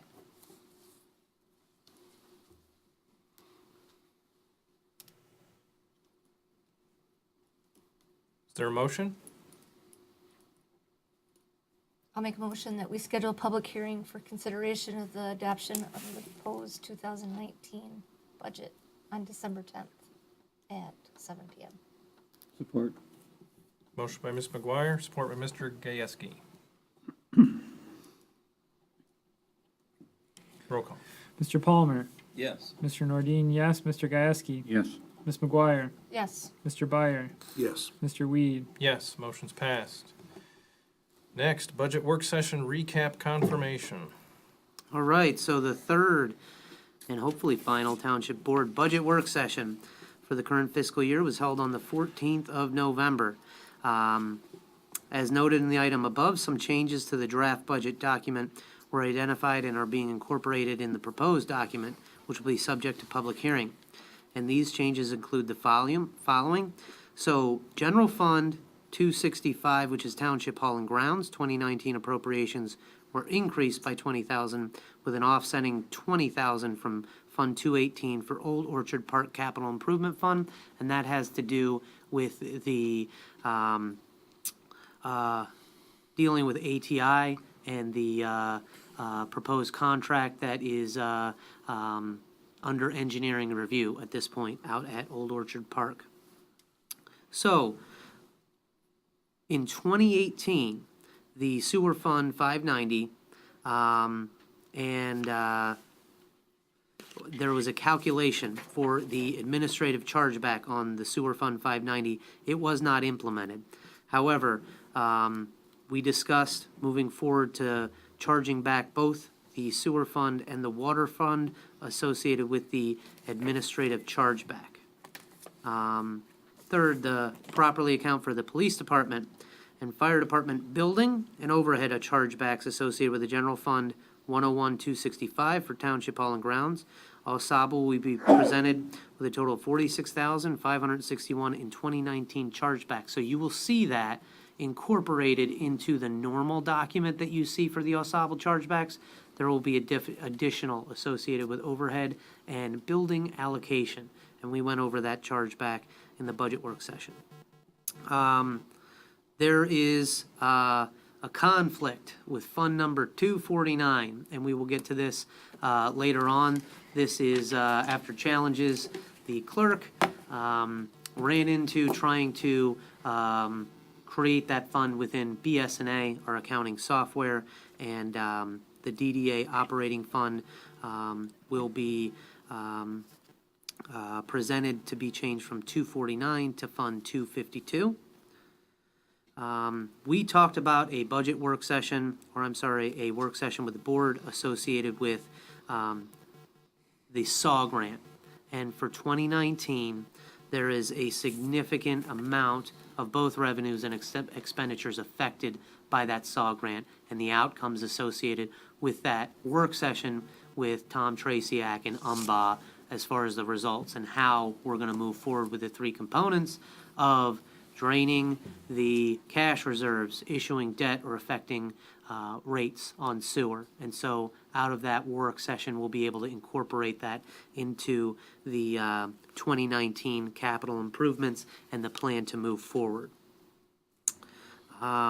Based on the reduction of the sewer fund 590 revenues and expenditures detailed above, the changes were incorporated an updated version of the 2019 shared services overhead allocation with Oscoda Township. That has been presented to Oscoda Township, and based on conversations with the township administration, they will be presenting that to the township board. Any comments? Just a comment that we'll have to get together and set up where you want the chargebacks from Osable to be recorded for revenue. I have that detail in there for those. I found those where those chargebacks are at and the plan for them as far as general fund versus 206 and 206 for fire versus the newly created 207 and 211 for the police funds. So it's a little bit different for 2019.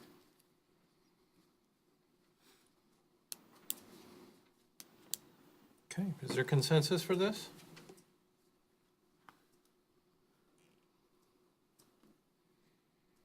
Do you need a motion? I just want to be able to put it out there. This is what you're going to see in the 2019 budget. Obviously, that'll be at the next meeting. I wanted to give an overview of what you're going to see from the 14th into December 10th at that public hearing. I think this outline details basically what was covered.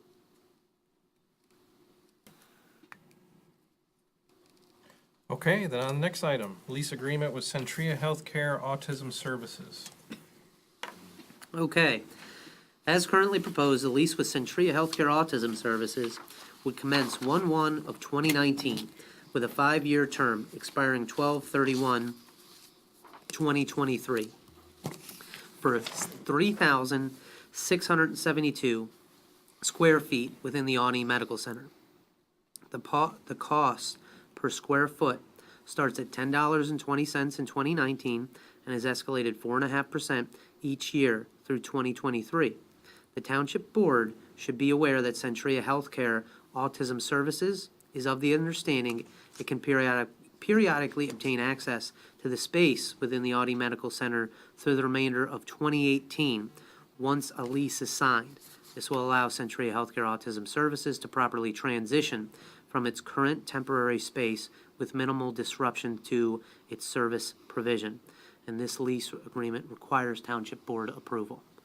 I would like to add, this is currently under review. Obviously, when the board packet was put out, I've had several conversations with Centria Healthcare Autism Services. I wanted to get them started within their review process, and when that was posted on the website, it was sent, the board packet was posted on the website. Obviously, that was sent through them and is in the process of being reviewed. It is in the standard lease template format, and so as far as the intricacies, what their legal team will come back with, you might see this again if there are major legal intricacies brought up throughout their legal process. But if they remain agreeable to it, I would like to be able to have them sign so they can get in there and start making this transition. I would just point out one correction that I think needs to be made. It's under number 10, maintenance, Okay? paragraph B. It deals with personal property damage. In lieu of such repair or replacement, lessee shall, if required by lessor, pay to the lessee. I think that should be to the lessor or the federal government.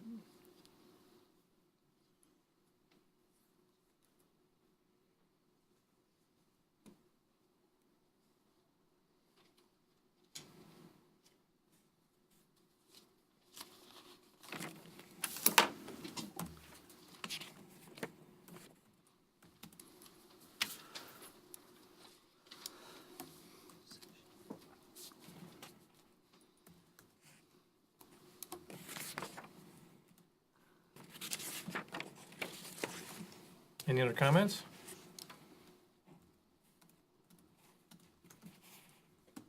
Is there a motion?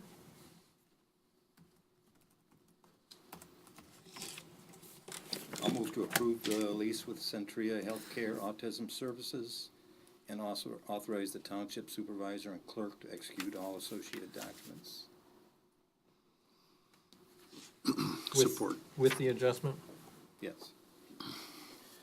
Motion by Mr. Palmer, support by Mr. Byer.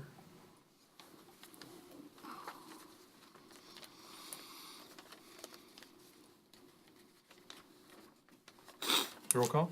Ms. McGuire, Yes. Mr. Byer, Yes. Mr. Palmer, Yes. Mr. Nordine, yes, Mr. Gieske, Yes.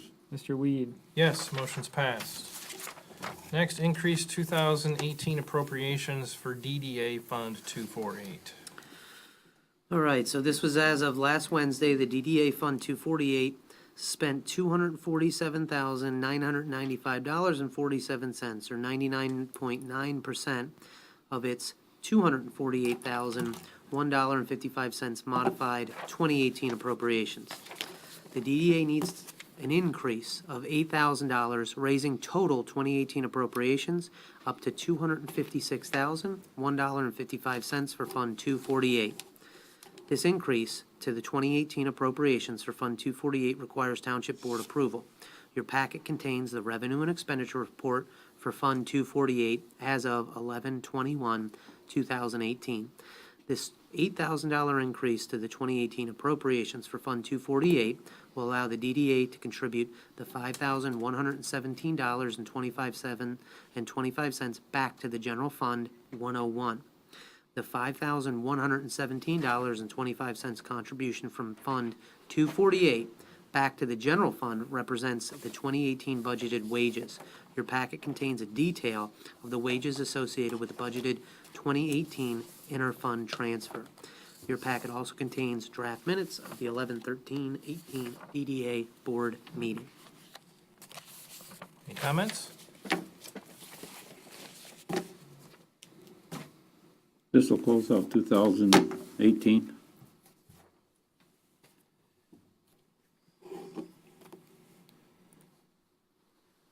Is there a motion? Yes, I move that we go ahead with the $8,000 increase to the budget for the DDA, bringing the total to $256 and $1.55. Support. Motion by Mr. Byer, support by Ms. McGuire. Just as a clarity's sake, this is just for the appropriations to make it balance for the revenue and expenditures. This does not affect their cash. Correct. Okay.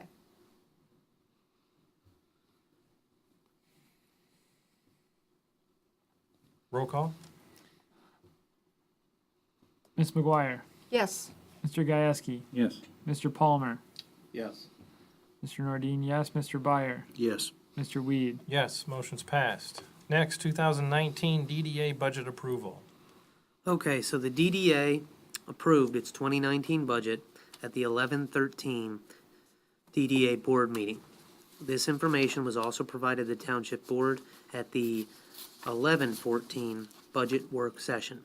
If approved, the figures for Funds 248 and newly created 252 for 2019 will be combined into the Township's 2019 budget. The approval of the 2019 DDA budget requires authorization from the Township Board. Any comments?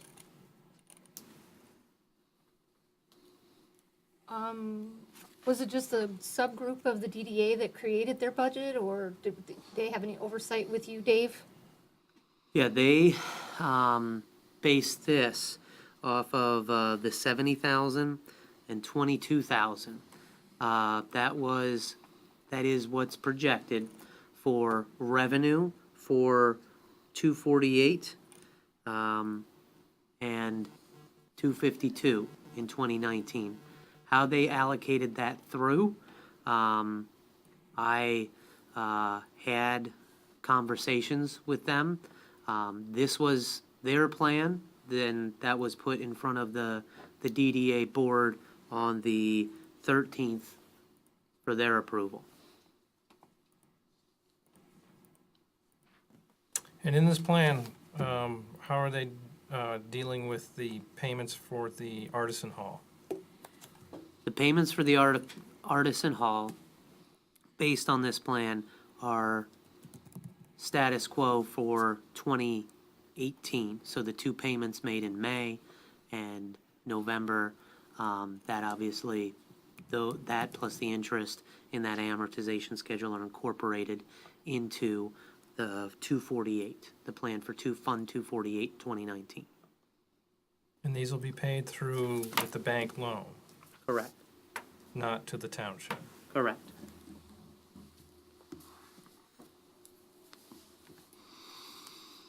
And in this budget, did they project paying for a DDA director? That is correct. So the DDA director, as proposed for 2019,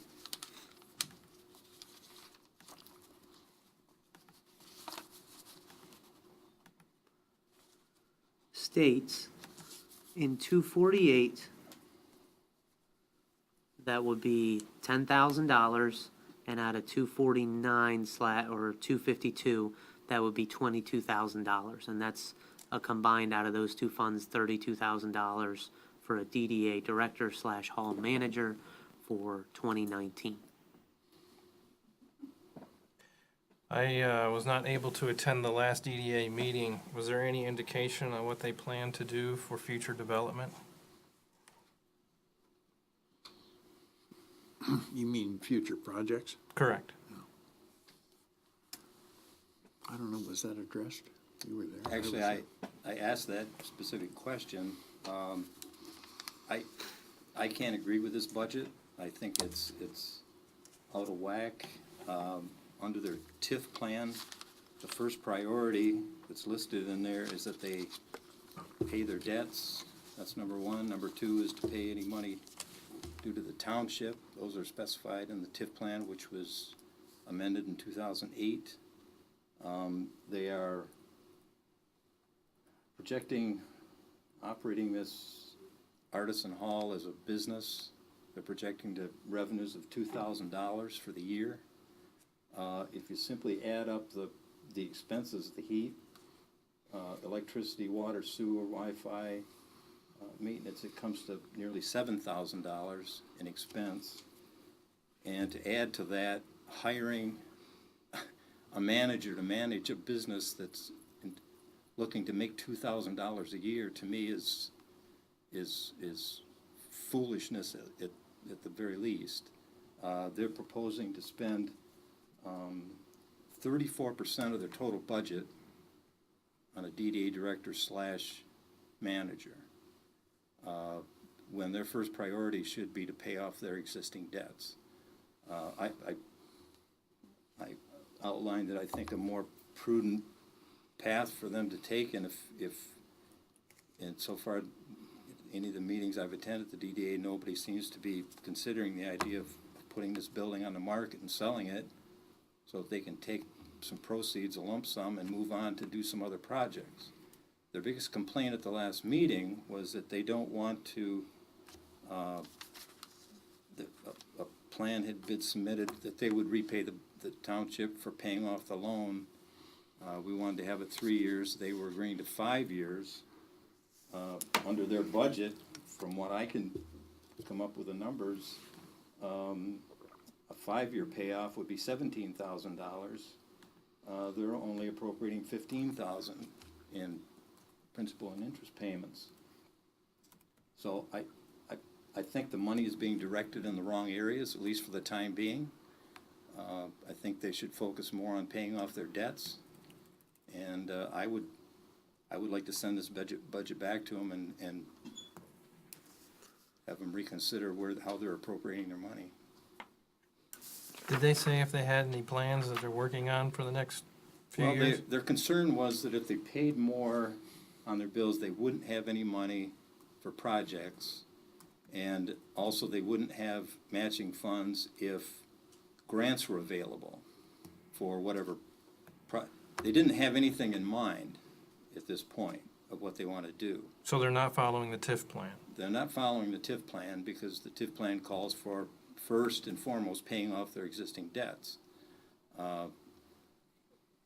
Their concern was that they wouldn't have any money for matching funds for a grant. If they had a project to get a grant for, which right now they don't. So it would seem to me that at least in the short term, during this next year, they should be budgeting to pay off the debts that they've already incurred. And to spend over a third of your entire budget on just a director and a hall manager, not to mention the $7,000 in expenses for that hall, just seems ludicrous to me.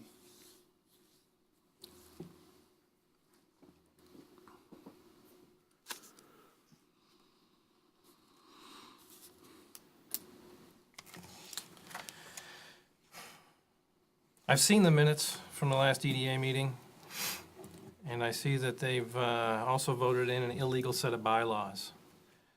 Within those bylaws, they're calling themselves a nonprofit instead of a public body corporate. I'm researching if that means that was if that was a implied resignation.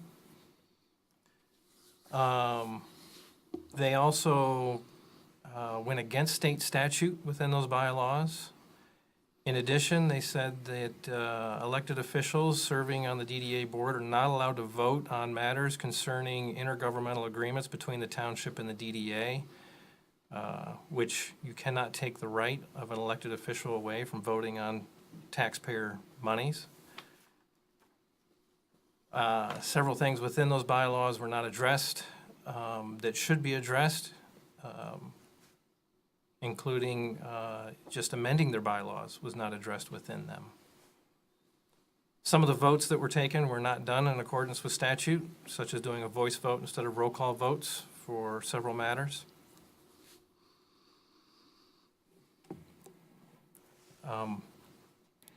This thing with wanting to pay off the Artisan Hall over a long period of time, when they can easily afford to pay it off in 2 years and then just move forward quickly with other projects.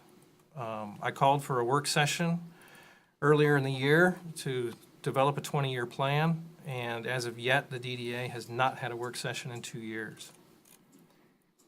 I have deep concerns regarding how the DDA is going to operate.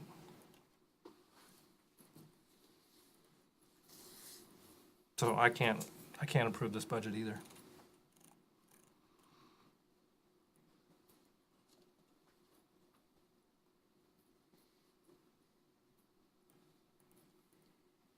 Well, it's a shame there's nobody here to answer any questions. It's a shame that when I bring up the law and I read it word for word, a DDA board member points at me and says, "You're wrong." If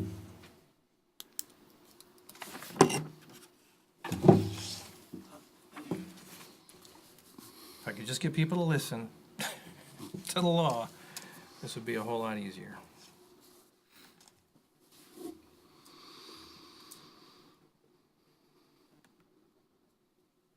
Any other comments? Sounds like you missed a pretty important meeting. A lot of these concerns, as we run out of time at the end of the year, could have maybe have been addressed at that meeting, but I was there for part of it, and but go back to your original question, I didn't hear them come up with specific projects that they were just all giddy about for the next year. So,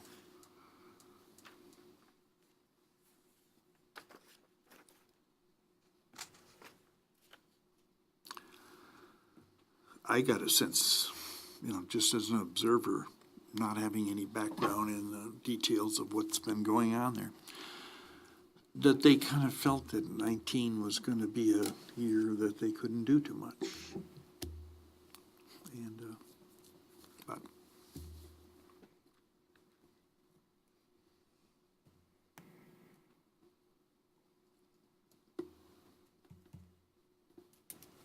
Any other comments? Just in looking forward to progressing this topic, if it gets sent back to the DDA, as was mentioned earlier, what do we as a township board envision being the path forward? I mean, what's our goal in sending it back to them? And how are we going to help facilitate a good solution so we're not right back here in 2 weeks doing this?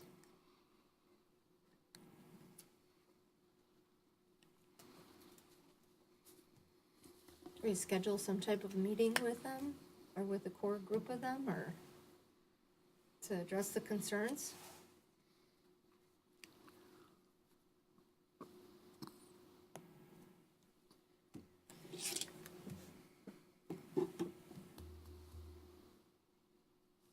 Some of them outright will not listen to me, so I don't know if that's going to be effective.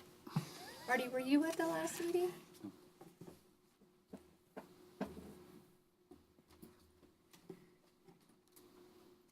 I attended, but I can't participate, so I didn't have a discussion about what they were voting on. I just was there to observe.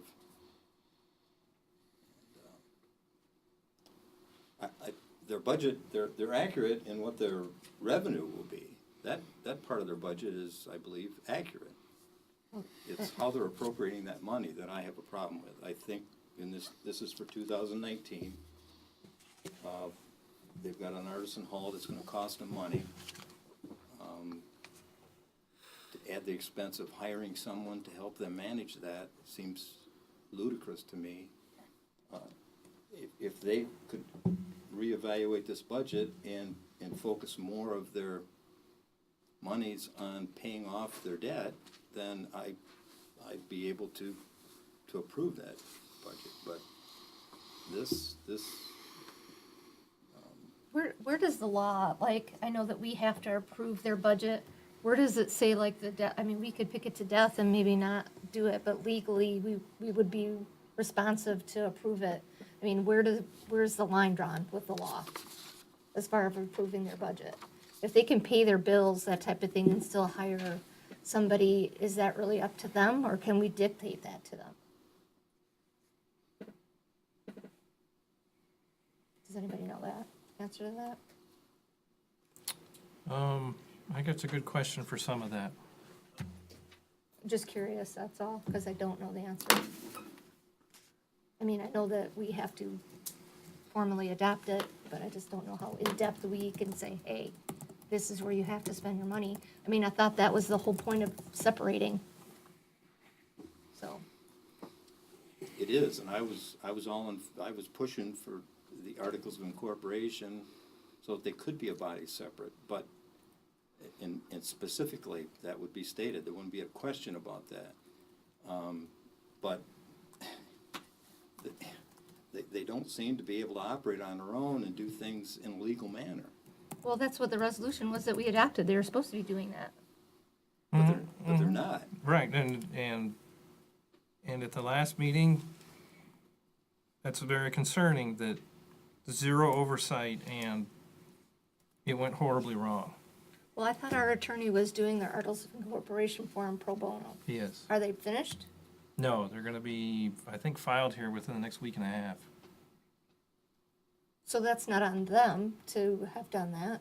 No, that's not the problem that I'm seeing. What I'm seeing is if they're gonna function completely separate with only the oversight that's dictated in Act 57, I have concerns whether they can utilize those tax dollars appropriately based on a lot of what happened at the last meeting. Right. But, yeah, we need clarification on what we can dictate in their budget, really. And so doesn't that address your question though, Bill? The Articles of Incorporation, they are doing it, we're just waiting for the attorney to do that. Yeah, that's not a problem. He's doing that, and they will be incorporated. I'm questioning now whether that was a good decision or not. Oh, It seems to me that left to their own devices, they're making horrible decisions, one right after another. I have some real concerns of the direction that DDA is going.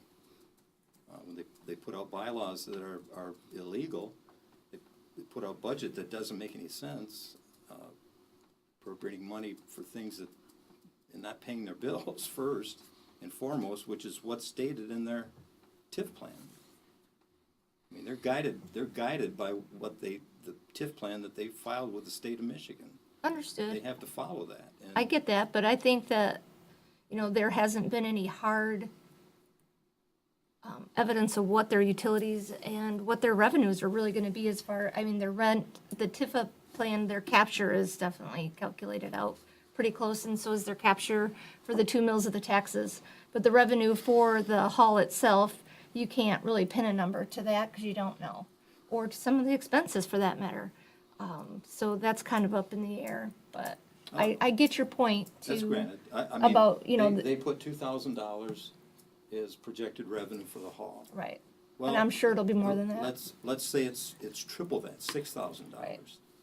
That still doesn't cover the bills of $7,000 in just heat, water, electric, Wi-Fi, and those. It Right. doesn't cover that, much less hiring a manager to run the place. Right. And they didn't, in the director, this is just salary, they didn't allow for payroll taxes or workers' comp or any of those other employee costs that would be involved with hiring someone. So the entire budget is just out of whack. It's not. Right. What did they say about hiring a director? Did they go into any detail about it? No, it was a director / hall manager. They want somebody to take over responsibility of managing the hall. Did they talk about having a plan that the director would work on future plans for the DDA, and how they were gonna create development in the downtown district, No, how they were going to direct the director? not at the meeting, not the last meeting I was at, no.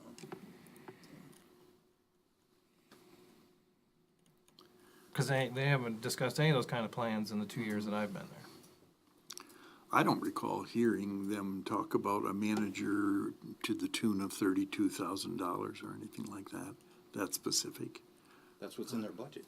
But I mean, verbally at the meeting, I did not hear them No. talk about that. No. So, Just that's what they're allocating in their budget is 32,000.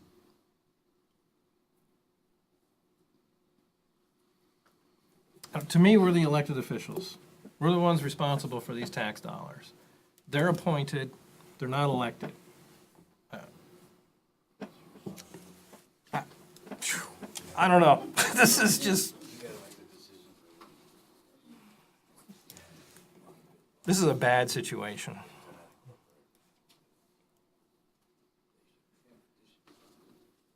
All right, is there a motion?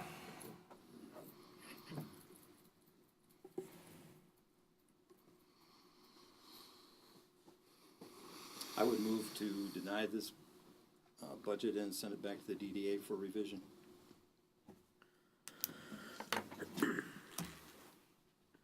Are we going to try to work together with them, somebody work with them to try to figure something out, or are you just gonna give it back to them and see what comes back at us December 10th, and then we don't have another meeting?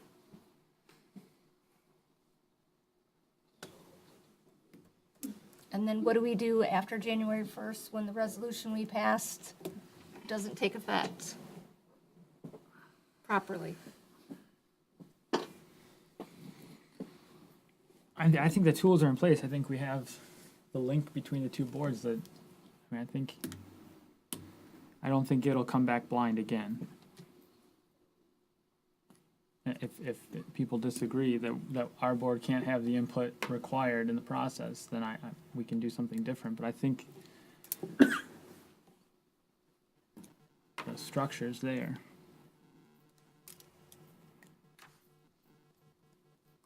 I'd be glad to work with them, but like I said, they don't want to hear what I got to say. Well, yeah. Takes two to tango and all that, I guess. I mean, it certainly requires a lot of cooperation, and where we're at, I don't dispute that, and it's not a pretty or enviable thing, I don't think. Well, I'd be happy to work with them also on it, to realign this budget, but the whole emphasis was for them to be on their own, to be separate and allow them to their own legal. I agree. I'm not suggesting I am actually would be arguing against convening a joint work session again, or even the subcommittee with both groups, because in our separating them out from under the umbrella of the township, we still have a linkage, and I think that That's true. that suffices. I think. I mean, it worked out this way that it did, and I don't think we have a problem going forward. I think if we send this back, we and the structures that are in place can collaborate to bring back another one, I think. Is this board okay with it being Mr. Palmer and myself who work with them on this? I would just suggest that it would be Mr. Gajewski and yourself at the next DDA board meeting, or. Since you're already on the board. Unfortunately, the next DDA board meeting is scheduled for the 11th of December, so that is after the 10th, which is the last scheduled township board meeting. That is a good point. I would then suggest the DDA call a special meeting.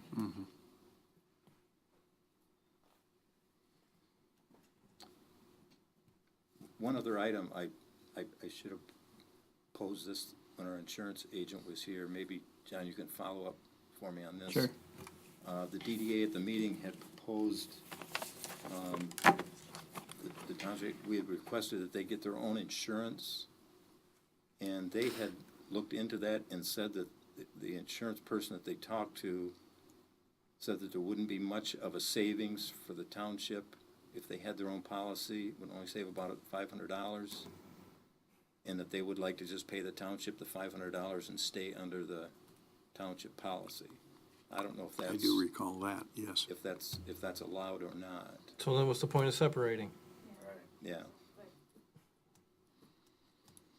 Okay, I mean, I can certainly get answers on the cost scenarios.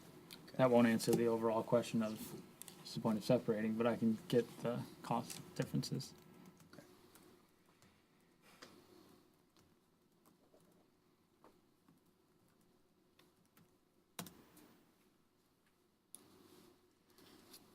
All right, so we'll see if we can get at least 2 DDA special meetings scheduled. You need a second still? I do need one. So there'll be one DDA special meeting to go over the budget, and a second one for the DDA for the adjustments to be made, then the second one for the DDA to approve that. What was Bill's? Bill's motion was to not deny and resubmit. So you're looking at 3 of them? Deny this and then resubmit? No, just the one? motion. Yeah, from our perspective as a township board, we're just simply denying this budget and sending it back to the DDA. Right, we can't dictate to them, they have to have a special meeting.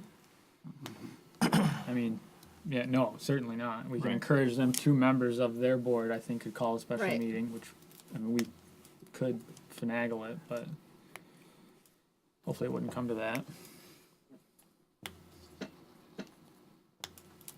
Okay, is there support for the motion? I'll support Bill's motion.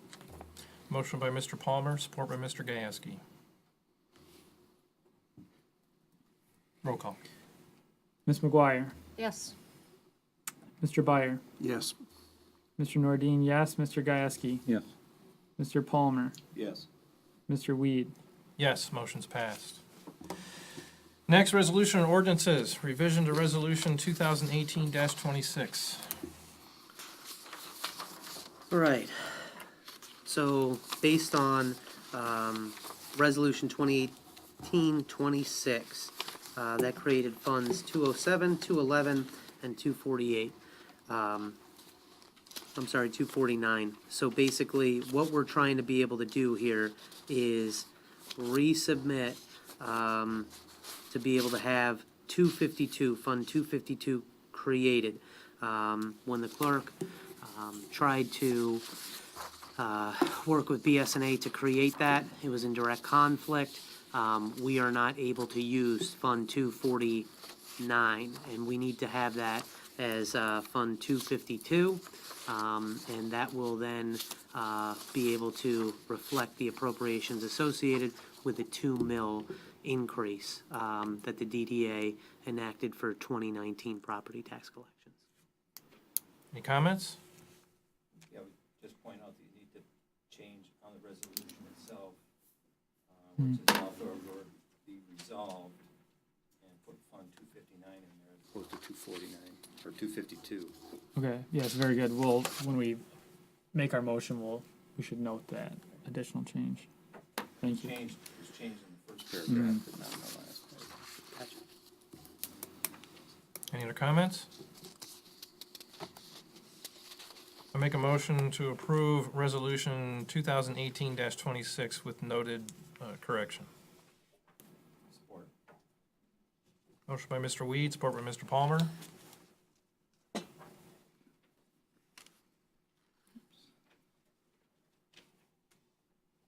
Roll call.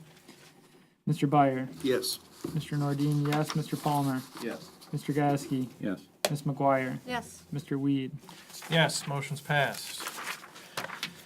Now on to other, number 1, sale of property along Michigan Avenue. We've been presented a purchase agreement Right. for selling properties 066, 028-200-026, and property 025. Are there any comments?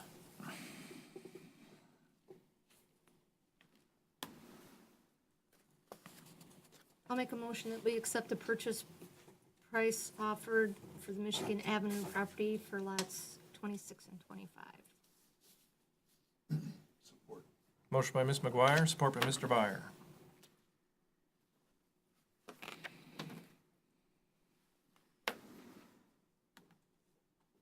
Roll call? Mr. Gasky, Yes. Ms. McGuire, Yes. Mr. Byer, Yes. Mr. Nordine, yes, Mr. Palmer, Yes. Mr. Weed, Yes, motion's passed. Other number 2, the sale price of the Awney Building. Any comments?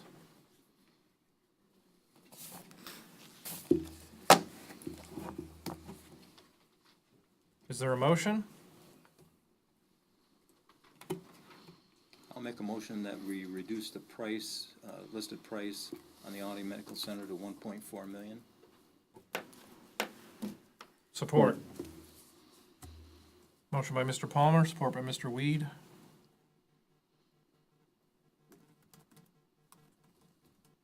Roll call? Mr. Palmer, Yes. Mr. Byer, Yes. Ms. McGuire, Yes. Mr. Gasky, Yes. Mr. Nordine, yes, Mr. Weed. Yes, motion's passed. Get some- All right, we're now on to our second public comment period. There's no card required to be filled out. There's a 4-minute time limit. Please introduce yourself if you come up. Does anybody wish to speak? Mr. Cruz.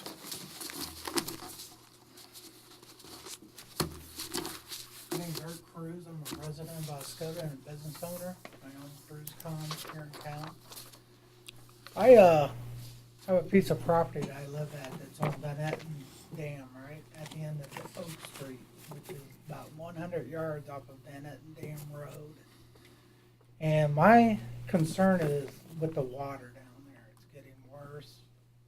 The plume is in my backyard. I'm in a horseshoe. The creek goes right around and eventually right into my front yard. I'm at the point where I'm trying to let the government do the work and figure out how they're going to get water to the residents down here in Oak Street. And I was always told by 2019 I would have water. And I kind of like let it sit and let it sit. Now I'm at the point where 2019 is a month away. And I need to do some planning and some phasing so that we can determine what's it going to take and how long it's going to take so we can budget to be able to tap into the main whenever it gets down to my street. And I can't get an answer to that. When is phase 3? And I would like to have an email or a phone call and discuss when phase 3 can take effect. I know there's financial issues associated with getting the water down to us, but at some point in some time we need to address it and start planning it. I think it's a fair question. I've waited 2 years. I remember back in 2010 when I called DNR because my backyard was full of foam, and they told me it was a natural thing that happened. So I'm getting really concerned. I got a letter from the water department saying now that they're going to cut our Culligan cost off. We need to attach to a main or get this filter. Well, great. I put a filter on one sink, and that's supposed to cover my health from the chemicals that's in the water system today. Now, Van Dam Road is 100 yards from my house, right across the creek. It sits right there, that water main. And I'd like to figure out how I can get water down to my property so that I can feed 2 homes down there that's got PFA, or the PF levels way up here, extremely high. When they came down and take the measurement, they said it's the highest they've ever seen. So, I'm right at the plume. I'm asking for some type of support now, to figure out how we can get water down to Oak Street. And that can be a phone call, email, or anything. Just give me some dates where you're looking at phase 3 coming in. Please. Thank you. I'd like to note I did contact Mr. Cruz earlier today in regard to a message I had earlier. I did let him know that Phase 3 is the next project after we finish Phase 2 going up Loud Drive. But when those funds were going to be available, we don't know. It's up to the state legislators. Right now, it's looking like we've got to go for another $1 million grant this summer which means then it would, if that gets approved, then we're looking at sometime in 2020. Yep. As long as the government keeps piecemealing money into us, it's gonna be a slow project. Well, how do I just bore a line over to the Bennett Creek? The difference between getting a line going from Cedar Lake Road to your property through Oak Drive is the difference to going underneath the creek, is that it's much more expensive to bore underneath that creek and get it over there. Mm, Probably a couple $100,000. That's how much it cost us to just bore it under one sewer line. Board a complete fiber circuit over 200 yards over in Bel Air, Michigan, and it cost me about $17,000. I don't know about fiber infrastructure as compared to a water infrastructure, but it's pretty expensive. But that's what we're looking at, unless your neighborhood wants to do a special assessment, and then you can have it earlier. I'm sure my water situation is worse than the people in Lounge Drive. Well, they're all pretty bad. And how did Bennett and Creek Road get such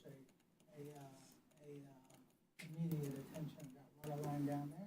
They didn't. That was from back in 2015. And that was when they were the only ones identified as being contaminated at that time. My house sits right there in front of everybody that did the observation, could see my house. Yeah. Otherwise, an $8 million check and we can get municipal water to everybody who's contaminated. Quit giving out money to the DDA and all these other people that's requesting money. Wish the DDA made that kind of money. Residents are taxpayers of this community. Now, I'm not trying to be hard or mean, I'm just saying tax money in this community needs to be put toward what's needed right now. I'm hearing $11 million, $15 million SAL grant to flush poo down the toilet. We don't even have water to our house yet. Does anybody else wish to speak? Yes.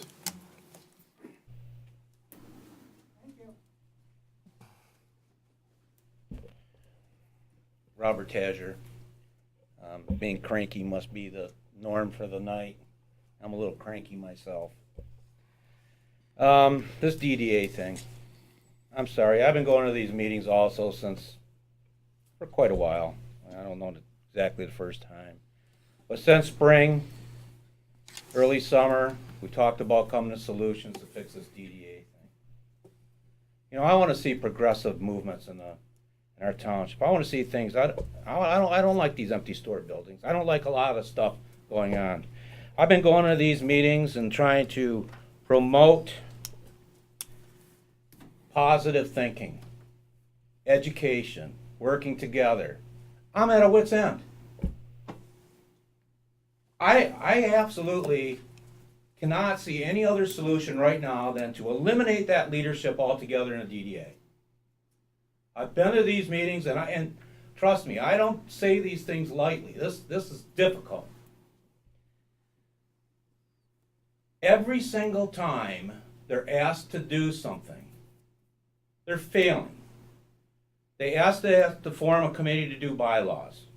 Dave Eiler was on that committee. Not one phone call. They come to the meeting, and what happens?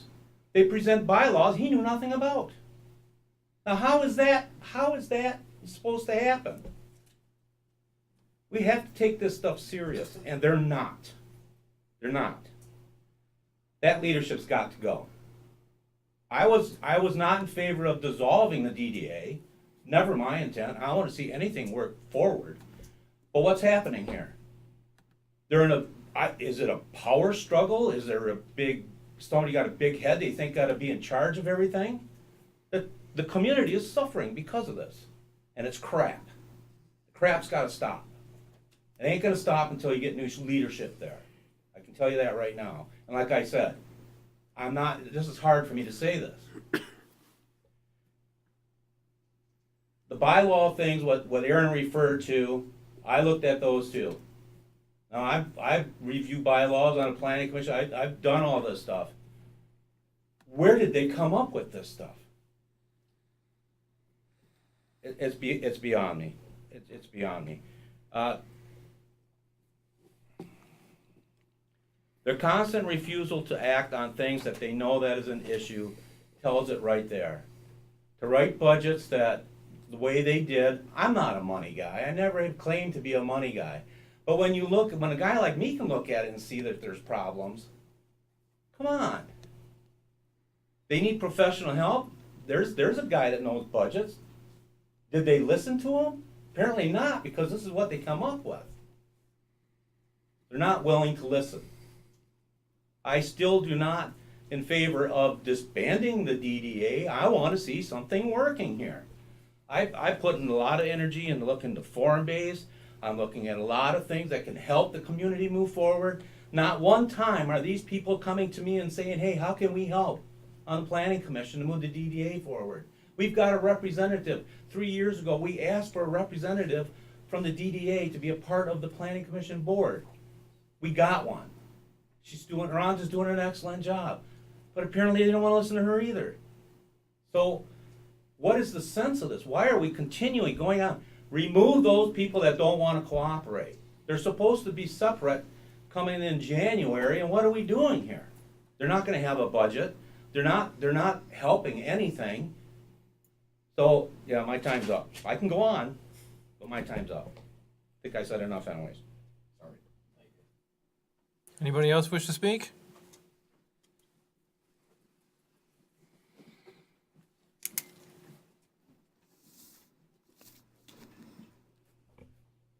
Bonnie LaRich, Oscoda resident. I want to be real quick, and it's mostly to address a question that Trustee Byers had.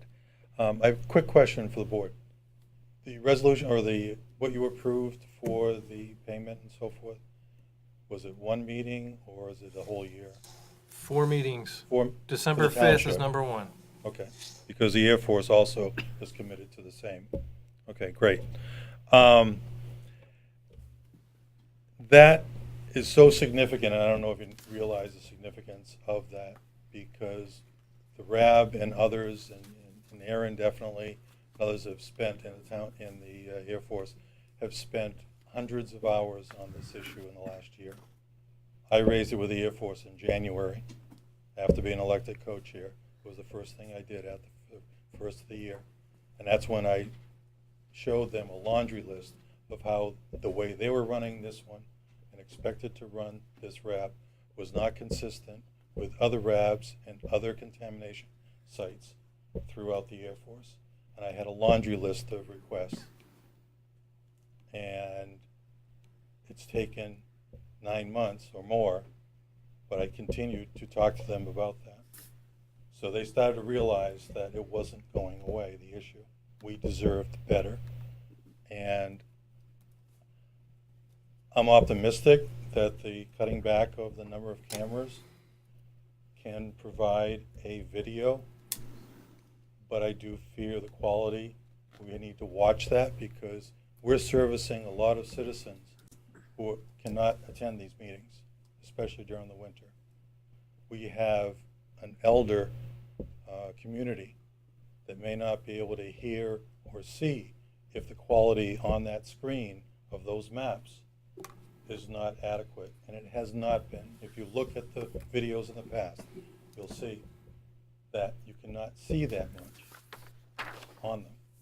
It really requires a digital view of the presentation when it's broadcast out. And most of our citizens cannot come to these meetings. And the facility wouldn't hold them anyways.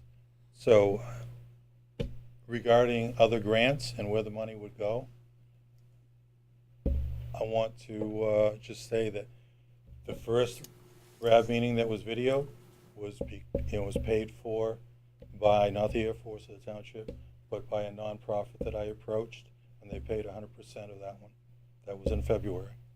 And the Township paid for 3, and I have talked with other ways of getting either donations or grants.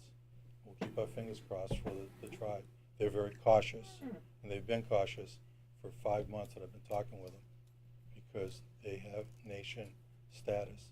They have to be cautious with a federal agency, the Air Force. So I want to continue. I've talked to a couple nonprofits. If they may be interested, if there are grants that can go to nonprofits, then maybe those nonprofits may be a grantee and manage that. So I want to continue doing that. Thanks. Thank you. Anybody else wish to speak?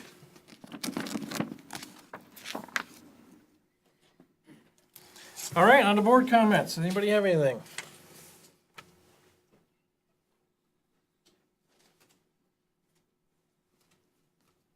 Okay, any comments regarding informational items regarding consumers, DNR, the community center October revenue, and EPA underground injection control program? That EPA underground injection control program, I might be missing it, but I overlooked it in the packet. I don't see it. Is that the DNR road miles? I don't have an EPA thing either. Yeah, so just maybe if it was sent out as an email. Okay. I apologize about that. That was, No problem. I would have mentioned it sooner. Oversight. I didn't notice it until I was putting stuff together for this meeting. All right, then I need a motion to adjourn. So moved. We are adjourned. Thanks for coming out.